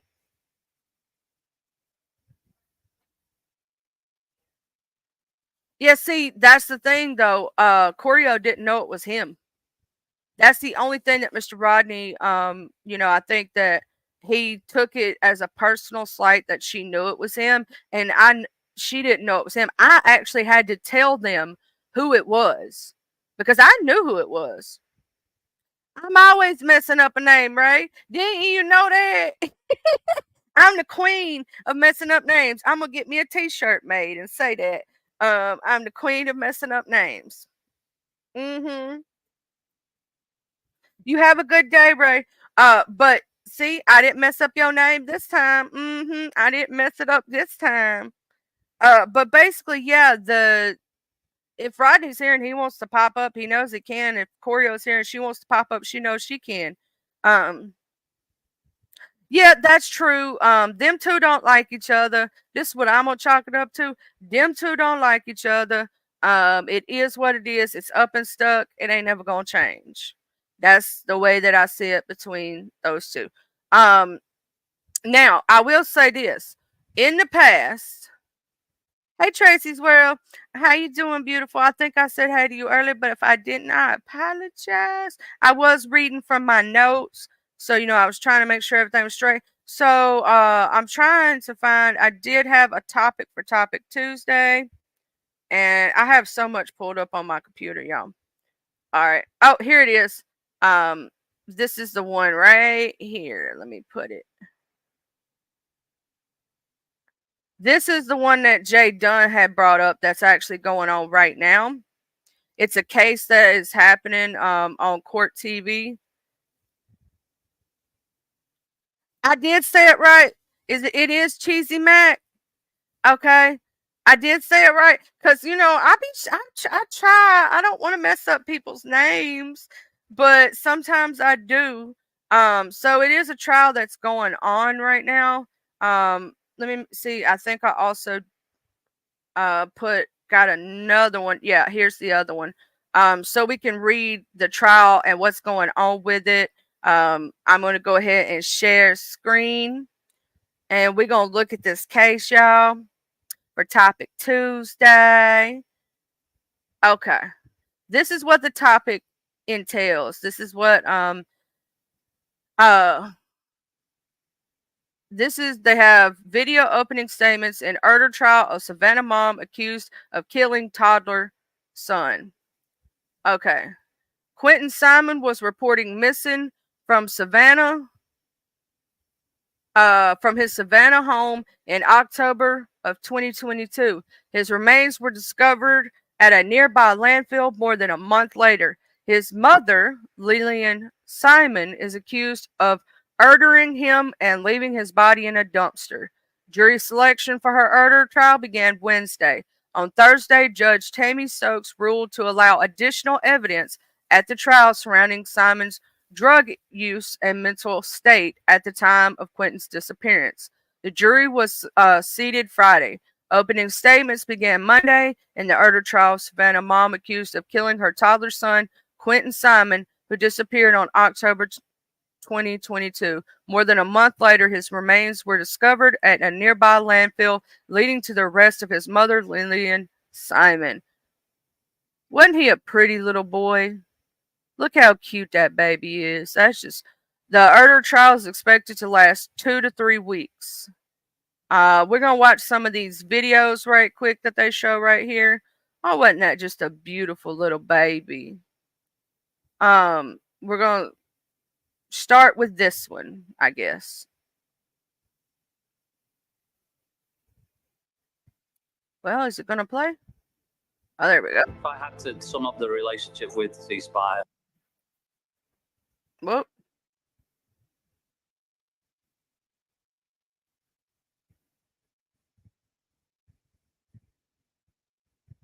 Well,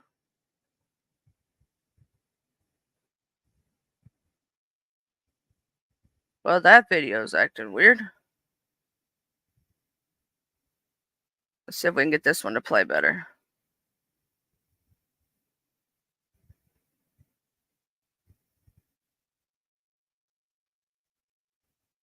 The way you experience this stadium is incredible. It's all technology driven. Myself and my team can literally see everything that happened. Ceasefire, they're the glue that connects the whole thing. Tonight, disturbing new details revealed about the death of Quinton Simon. The prosecutor is officially responding to the defense attorney's motions to throw out parts of that indictment. WJCL 22 News' Andy Cole has been following the story since the very beginning, joining us now in the studio with the very latest. And Andy, she wants some charges thrown out. Greg, that's right. Back in March, the defense tried to throw out 3 murder charges and 4 of the false statement charges. They did it by filing 2 demurs. Today, the state responded to those claims, sharing new details about Quinton's gruesome demise. For the first time, we're learning more about the final moments of 20-month-old Quinton Simon's life. In the response to Leilani Simon's special demur, the state outlined what happened after Leilani allegedly threw Quinton's body into a trailer park dumpster. Hours after throwing Quinton's body away, a garbage truck came, lifted the trash, and dumped it into a compactor inside the truck. When the load arrives at the landfill, it's dumped on the ground and a bulldozer shoves the garbage 300 feet into different cells. Quote, "This is not a neat process," prosecutors write in their response. They say it requires multiple sweeps by the bulldozers that shove, spread, and smear the contents. Once at the cell, prosecutors say Quinton's body was then compacted again by a 50-ton steamroller. Quote, "All of which is to say Quinton's body went through a lot. By the time the expert searchers found him, after looking for more than a month, his body had undergone severe trauma and decomposition. And it wasn't in just one place. Prosecutors say he was dispersed across the landfill. Quote, a bone here, a tissue there." The basis of Leilani's demur for the murder charges is that the state wasn't specific enough in their indictment, but the state argues that an indictment can only be as specific as the evidence, with his body in pieces, or likely ever will.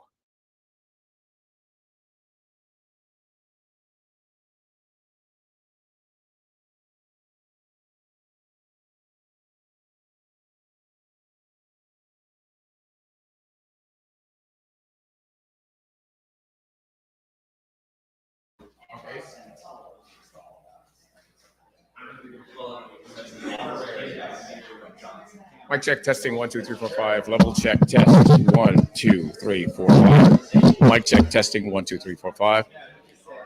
Level check, test 1 2 3 4 5. Is somebody back there getting that level check? Yeah, I get that, but is the audio clean? I'm just concerned about the quality of the sound. Okay, all right, thank you.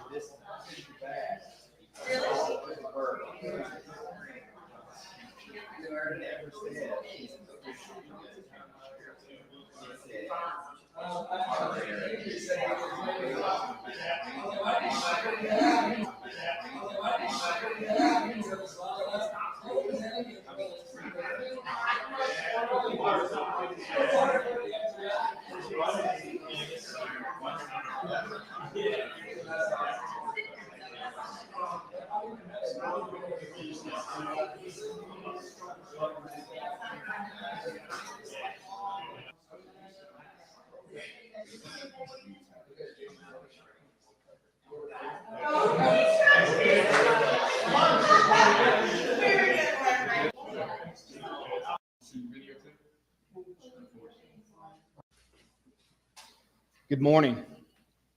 I'm Chatham County Police Chief Jeff Hadley, and I'm joined today by FBI Senior Supervisory Resident Agent Will Clark from the Savannah office. Chatham County Police Department and FBI entered a new phase in the search for Quinton Simon. A short time ago, we began what will be an extensive search of the waste management landfill located here in Chatham County. As with every step we have taken in this case, the need for this search was based on where the evidence led us. We have spent the last several days preparing and deploying extensive resources to support the search team and the investigators. And I would like to thank, for a moment, Chatham County Sheriff's Office, Sheriff John Wiltshire, Chatham County Emergency Management Agency, Savannah Police Department, Savannah Fire Department, Chatham Emergency Services, and many other agencies that have assisted in getting us prepared to begin our search of the landfill.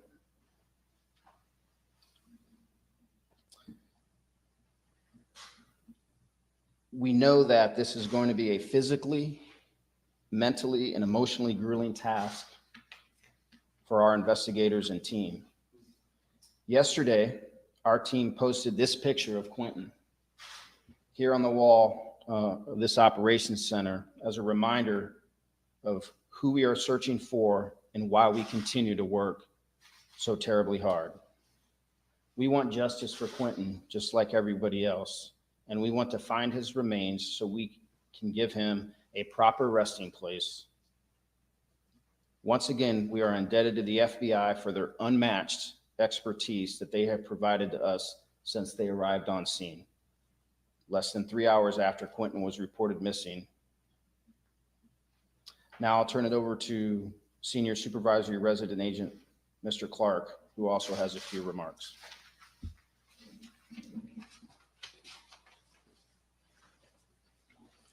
Thank you, Chief. Good morning, everyone. My name is Will Clark. As the Chief said, I'm the Senior Supervisory Resident Agent of the Savannah and Brunswick offices of the FBI. Throughout our process here, our goal has been to bring Quinton home and to hold anyone responsible for his disappearance accountable. We, along with our law enforcement partners, go into this process with heavy hearts. We did not want to end up at this point, but the evidence has taken us here. We are not just randomly searching this landfill. We have evidence, specific evidence that leads us to this large property. To help in this search, the FBI has brought in specialists from Quantico, Atlanta, as well as all of our personnel here in the greater Savannah area. The FBI's evidence response team, which has experience in landfill searches like this, is heading up part of this operation.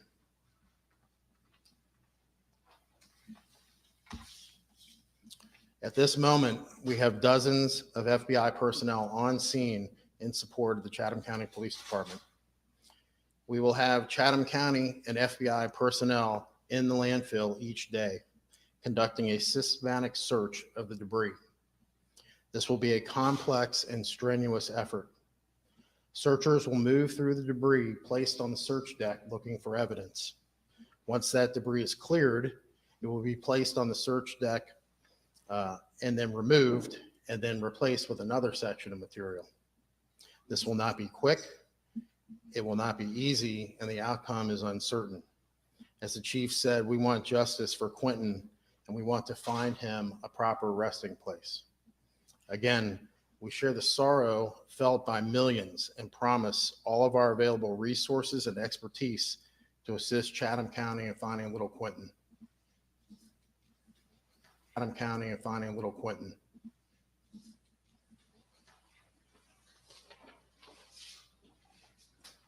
Thank you, Will. Now we'll take a few questions. The evidence has led us to this place at this date and time. Anything specific you can tell us? Nothing I can tell you specifically. Chief, what day did you think you would come to this landfill? Is this something? Chief, what day did you think you would come to this landfill? Is this something you knew last Thursday, last Wednesday? Agent Clark's going to answer any questions about the landfill.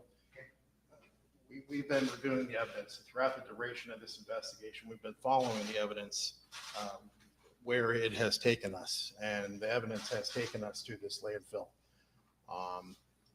The efforts to undertake this landfill search have been several days in the planning.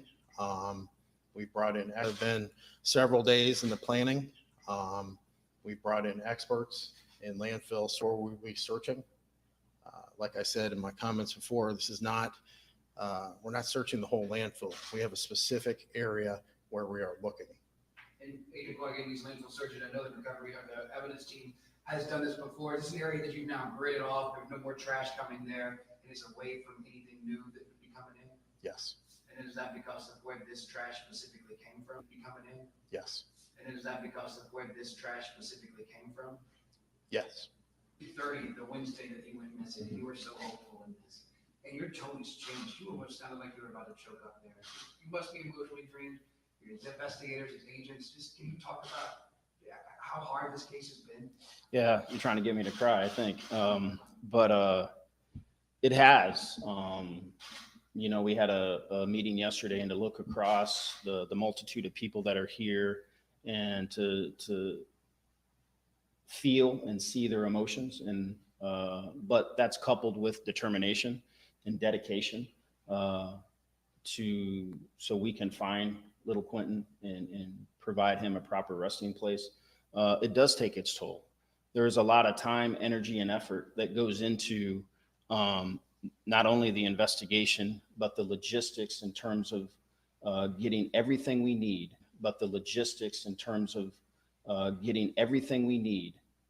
to be able to investigators so we can reach a conclusion at some point.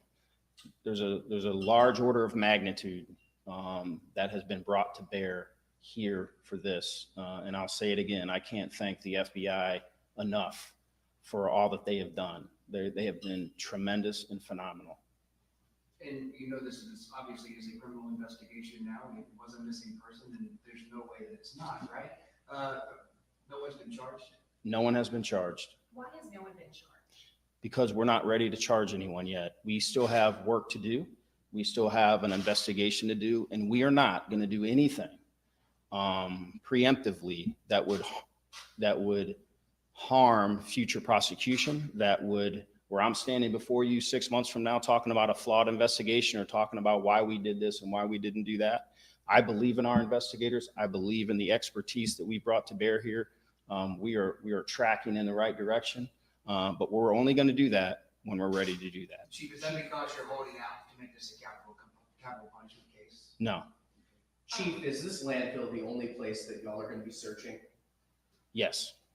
You mentioned, of course, that this is going to be a large scale, really strenuous operation. Do you guys maybe have a vague idea of how long you think it'll take, or is that just kind of up to what happens out there? It's kind of up to what happens, but as Agent Clark said, this is not going to be quick. This is not going to happen within a day or so.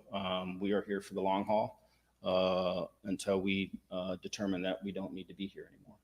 Chief, let's back up a little bit in this investigation. One thing that never happened was there was never an Amber Alert sent out. There was never a Levi's call sent out. Why was that?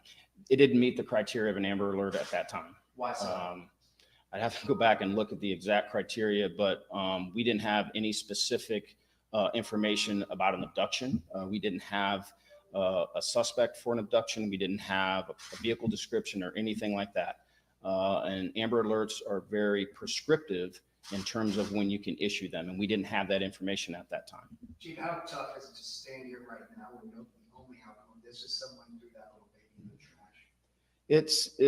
It's tough, but we understand that it's necessary. This is the work that we do, albeit emotionally draining, albeit tough, albeit difficult. But this is what the community asks of our law enforcement officers. I want to clarify something, Chief. It was asking a question earlier. Do y'all believe that Quinton was brought here and thrown in the landfill, or thrown in the trash and then ended up in the landfill? We believe that he was placed in a specific dumpster at a specific location, and it was brought here by regular means of disposal. Is that a dumpster at a gas station, 995? I can't answer that. Is Leilani Simon still the only suspect? She is. You mentioned the other day you didn't believe she was a flight risk. Has that changed? That has not changed. How hopeful are you that you'll find Quinton's body? I have every belief that we will find his remains here at the landfill. Do y'all know where Leilani is today? I don't mean right at this actual moment, but do y'all know where she is? I believe she's still here in Chatham County. We do not believe she's a flight risk. And again, I'll ask one more time, what makes you believe that she's not a flight risk? I can't get into that. Okay, thank you. Y'all have a great day.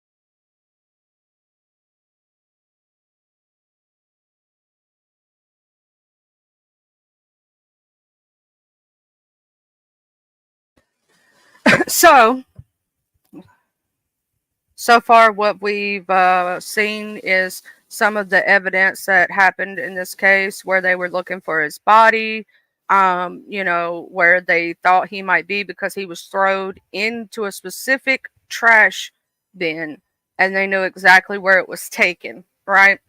Also, this little boy, he didn't deserve this. He was such like, we saw the video of his cute little laugh and all that. But we're going to watch, I gotta rewind. I think it's pushed. There we go. We're all the way at the beginning here. I was making sure. We're gonna watch from court TV, the beginning of the trial. I'm going to go ahead and present my slide that for a copyright disclaimer, we're watching this under the Fair Use Act. I am going to drop Court TV's link in the chat. I'm going to go find it right quick while we're watching this to give them their credit because this did come from them. And I want to make sure I give credit to those who are it's due to. But this is for news reporting, and for us to look at this case and see what's going on.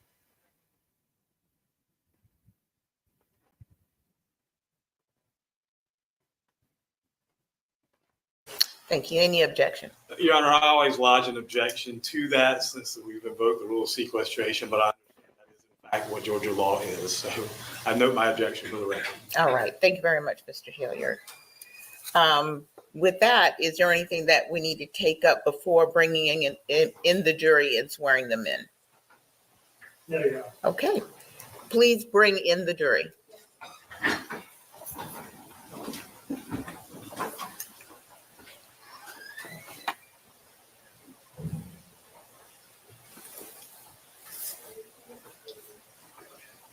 Jury's hearing. I'm gonna do the camera roll.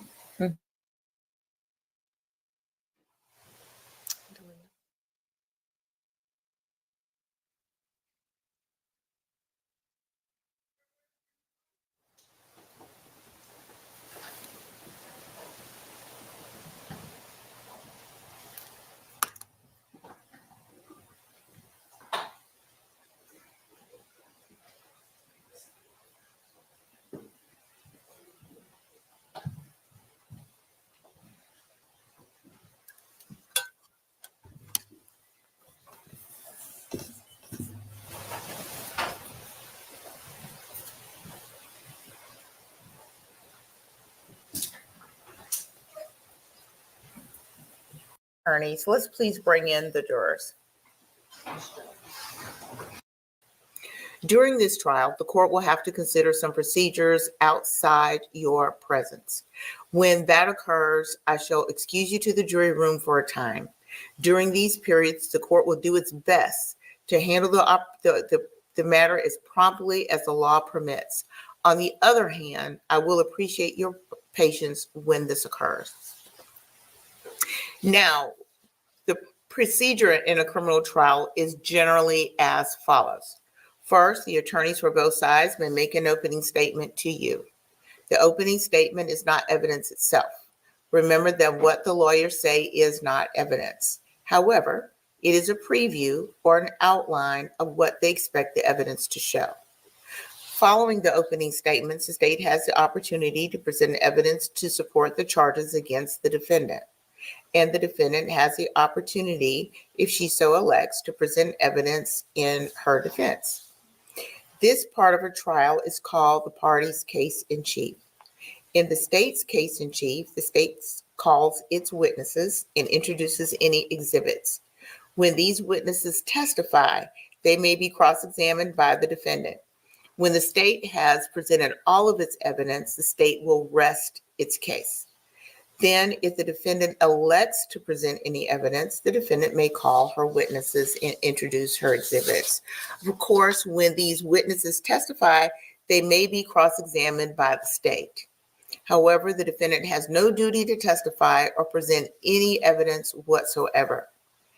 After the presentation of the evidence, the attorneys may make a closing argument to you.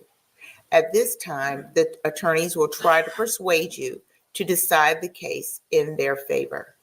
Following the closing arguments, I will charge or instruct you more specifically on the law that directly applies to this case. Then you will retire to the jury room to deliberate and reach your verdict. Moving from one lie to the next.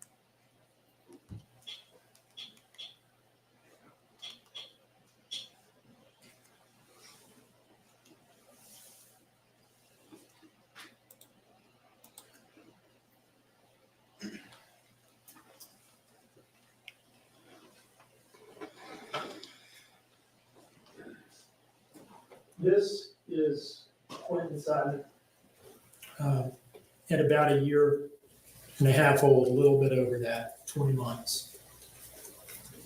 Like all children, he was blameless, he was innocent, and he was beautiful. And like all children, he was totally defenseless, totally and completely dependent on the adults in his life to take care of him and to look out for his safety. And the evidence in this case will show that the defendant violated that trust, that most basic, sacred trust of a parent, in the most horrible way. In the middle of the night, she killed him, her own son, got in her car with his body, drove to a dumpster, and threw him away like a piece of trash. She would go home, go to sleep like everything was normal, and wake up the next morning and report it to the police as an abduction. I woke up, my front door was open, and my child is missing.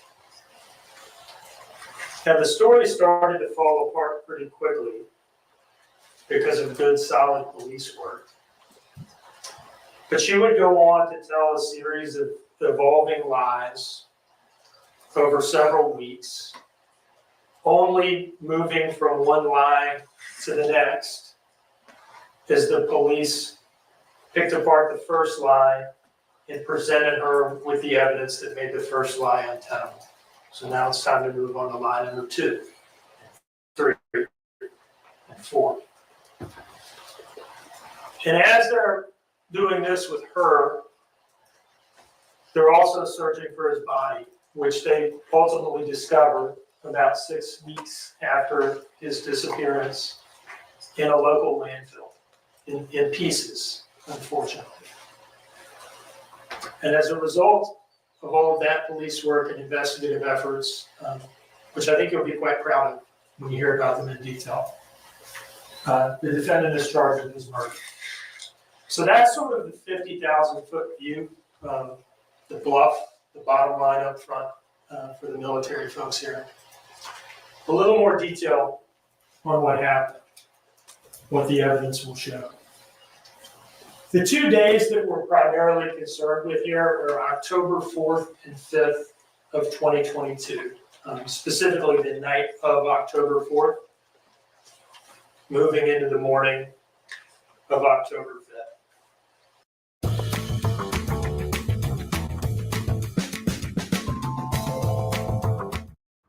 Dryland individuals can also earn on uninvested money. Now, at that time, and I'll try to go slow for those of you who are taking notes. At that time, the defendant is living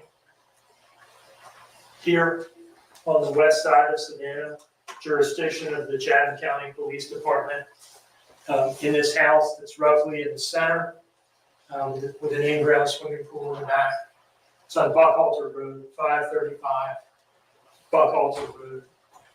She had most recently lived in North Carolina, where she had met and lived with her most recent boyfriend, Daniel Youngkin, who you'll hear about. And some months before October of 2022, they had moved down and were living in this house at 535 Buckhalter.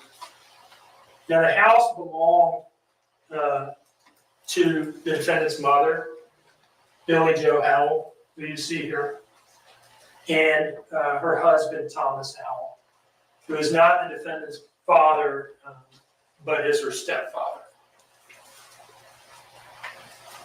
Also living in the house at that time is the defendant's brother, Paul Simon.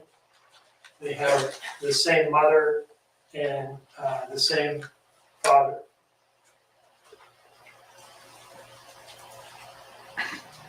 And Daniel Youngkin, her boyfriend from North Carolina, and the defendant's 3 children.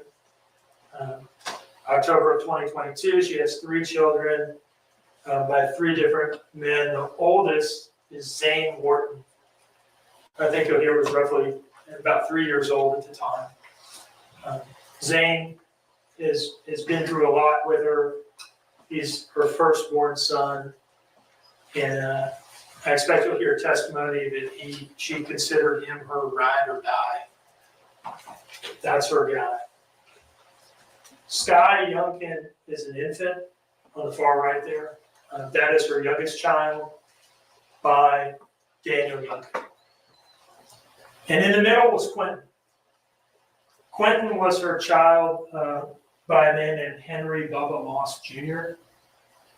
You'll hear that she'd had kind of a tumultuous relationship with Mr. Moss, that they had split before she even knew she was pregnant with Quinton, and that he initially didn't even believe that she was pregnant when she told him, and that he was never a part of Quinton's life at all.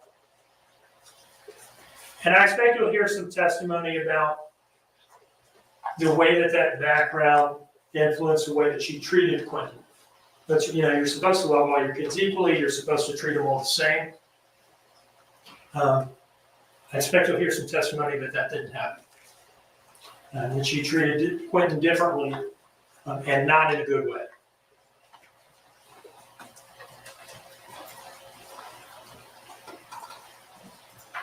Here's the house from the street. Honestly, we should have used a condom, but we got distracted. Honestly, we've been together for a while.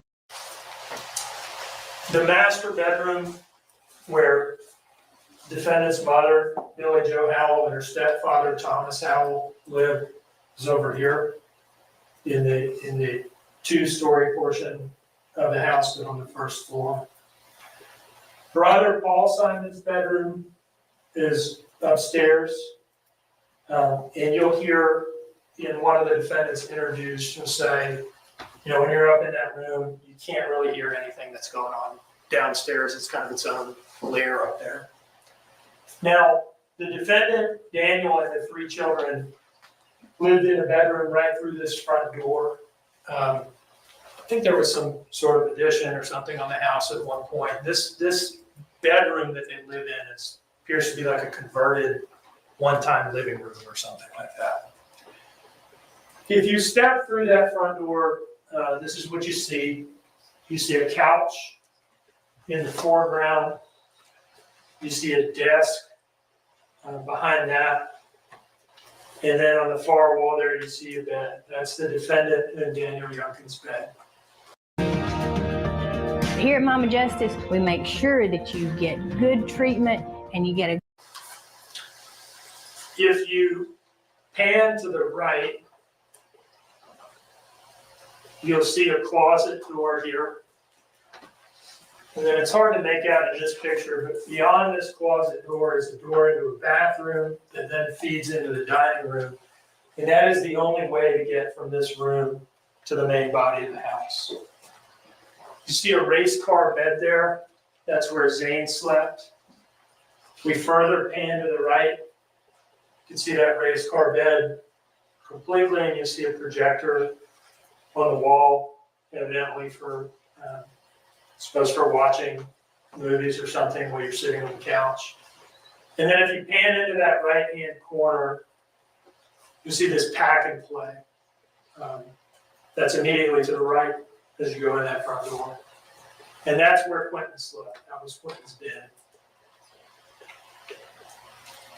Now, that sort of sets the scene as to who's living in this house and where they're sleeping.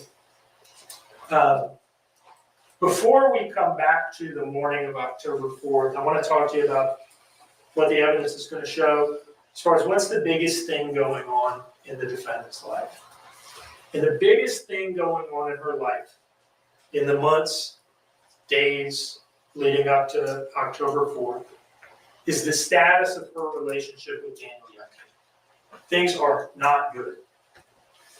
She is feeling unloved, undesired, ignored.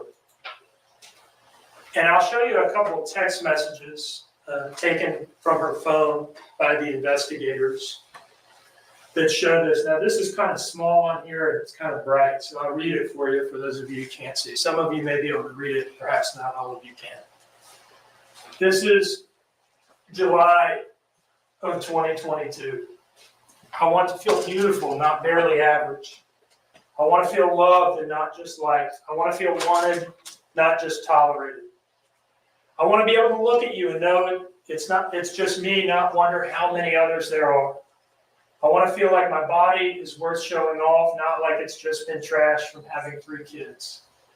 I want to feel the way you made me feel in the beginning, like I'm treasured and safe, not like I'm just here because you really don't have a choice. And you'll see quite a number of messages like this. It's basically an unbroken string of text messages all the way up to the day that she kills Quinton. August 6th, yeah, go get yourself some ass. I know mine is not good enough. Never was, never will be. September 10th, you're the reason I'm angry every day. You're the reason I'm depressed, why I feel the way I do about myself. Now, this is not a minor thing for her. I told you it's probably the biggest thing emotionally going on in her life. The way that she perceives herself to be being treated by Daniel, and perhaps to some degree actually was being treated by him. It's at least how she feels. This is such a big deal for her that with her phone, at one point she filmed something that can only be described as a digital suicide note. All right, she's in the car, and you'll hear her at the end say,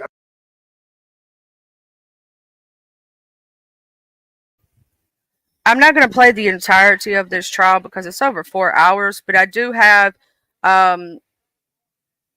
this, as someone wrote as a news article, that it recaps basically what happened in trial day 1.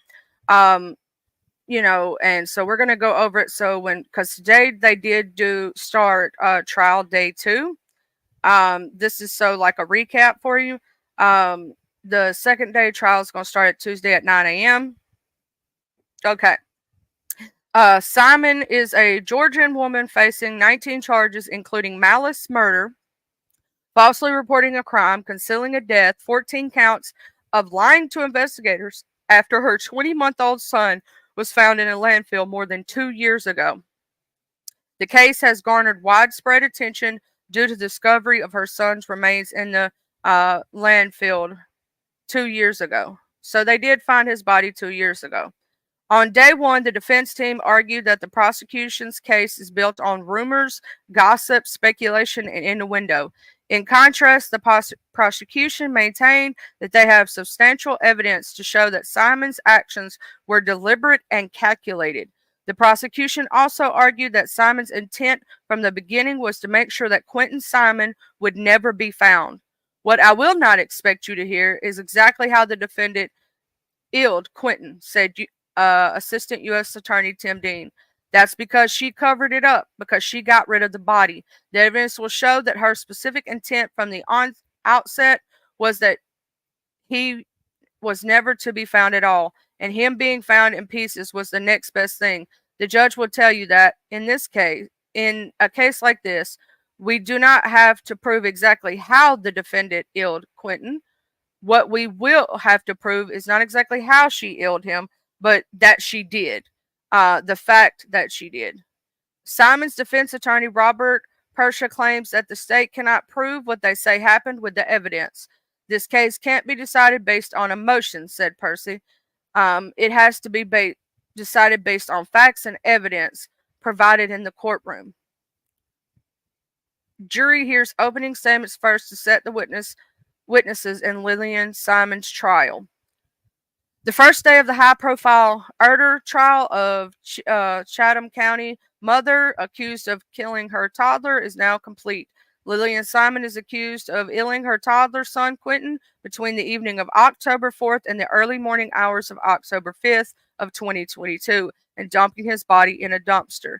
The prosecution team is led by Eastern Judicial Circuit Assistant District Attorney Tim Dean, who delivered an hour-long opening statement to the jury.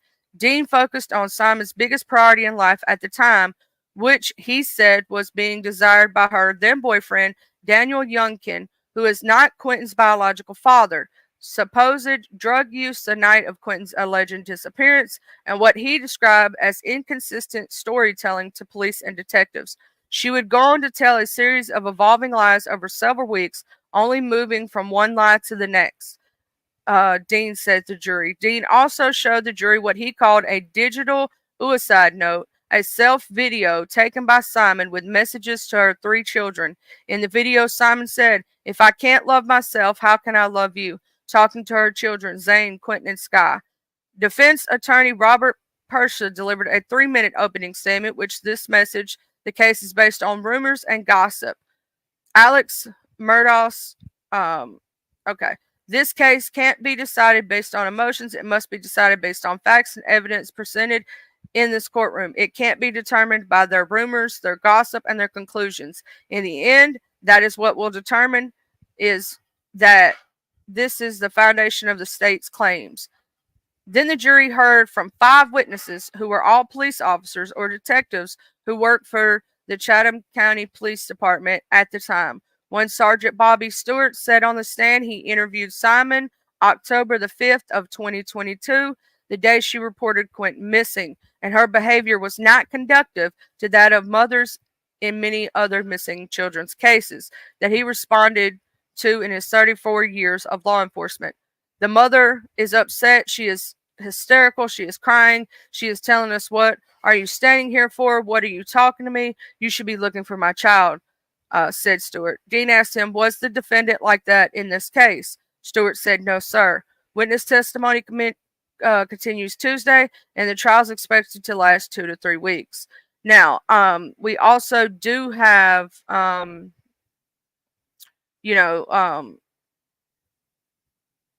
what's going on right now in the courtroom. They are right now, if you would like to watch, I'm going to share this because I know some people are following this case very closely. So I'm going to post the day 2 trial. And as this trial commences, we are going to watch what happens, see what happens. I would stay on here and do the entire trial, but that's pretty long. So what I'm going to do is give you the tools, and I think that we should talk about this trial and how you feel about it, one day when we get the conclusion, right? I know that for a lot of us, it's a touchy subject when it involves children, right? I mean, who wouldn't be? It's a child, right? We all love kids, and it's very sad to see this happen to a child, right? It is going on right now. The trial is, and as soon as they get more into it and it starts showing like what's going to happen to her, I am going to make sure there's an update on this. So right now I'm going to go over here and look and see who's live. Right now we have Pinocchio's World, which is Rodney. We have the Good Putty Cat, Spill It Boy TV, Creole Butterfly, Treasure Lane, King Zero Tolerance, The Truth Enterprise, Daquan, if y'all want to watch gaming, he does help a lot of people, is also live.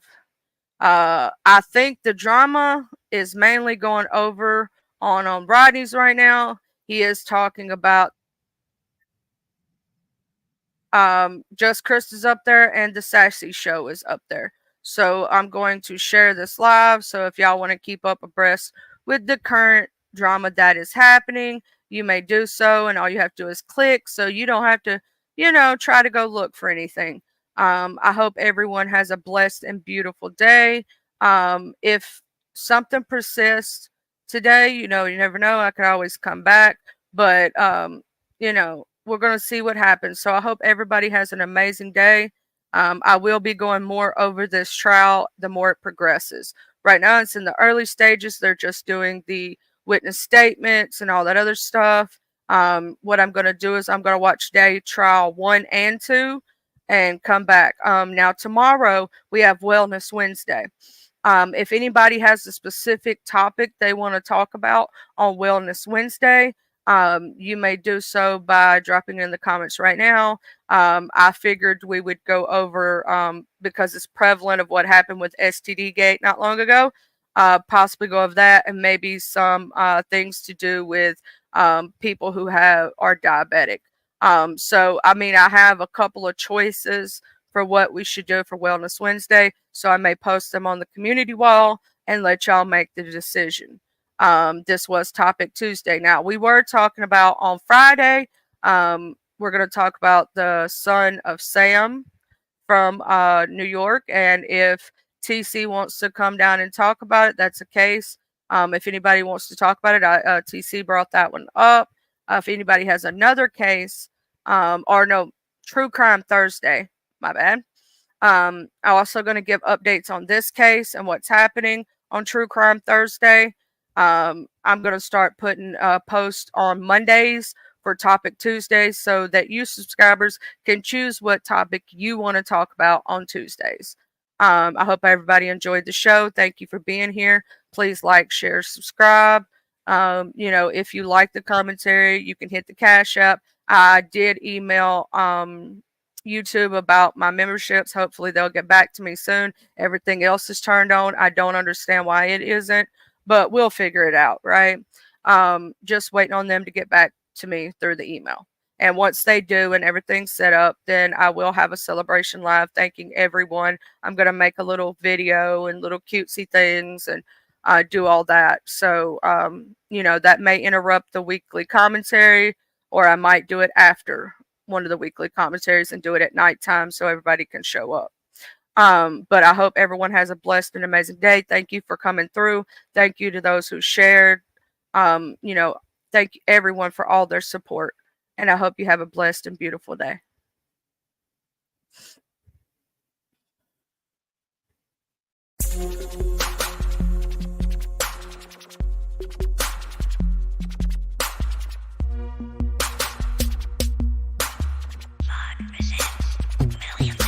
I'm from the TUP-ELO.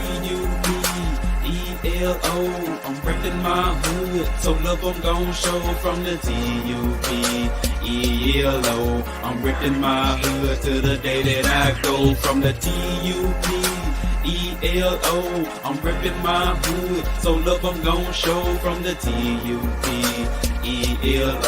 I'm ripping my hood to the day that I go. I'm from the west side, we don't need no introduction, this with the best ride. We all big boy rolling and holding, come take a test drive. Hilldale, Evergreen, Glenkirk, out the street.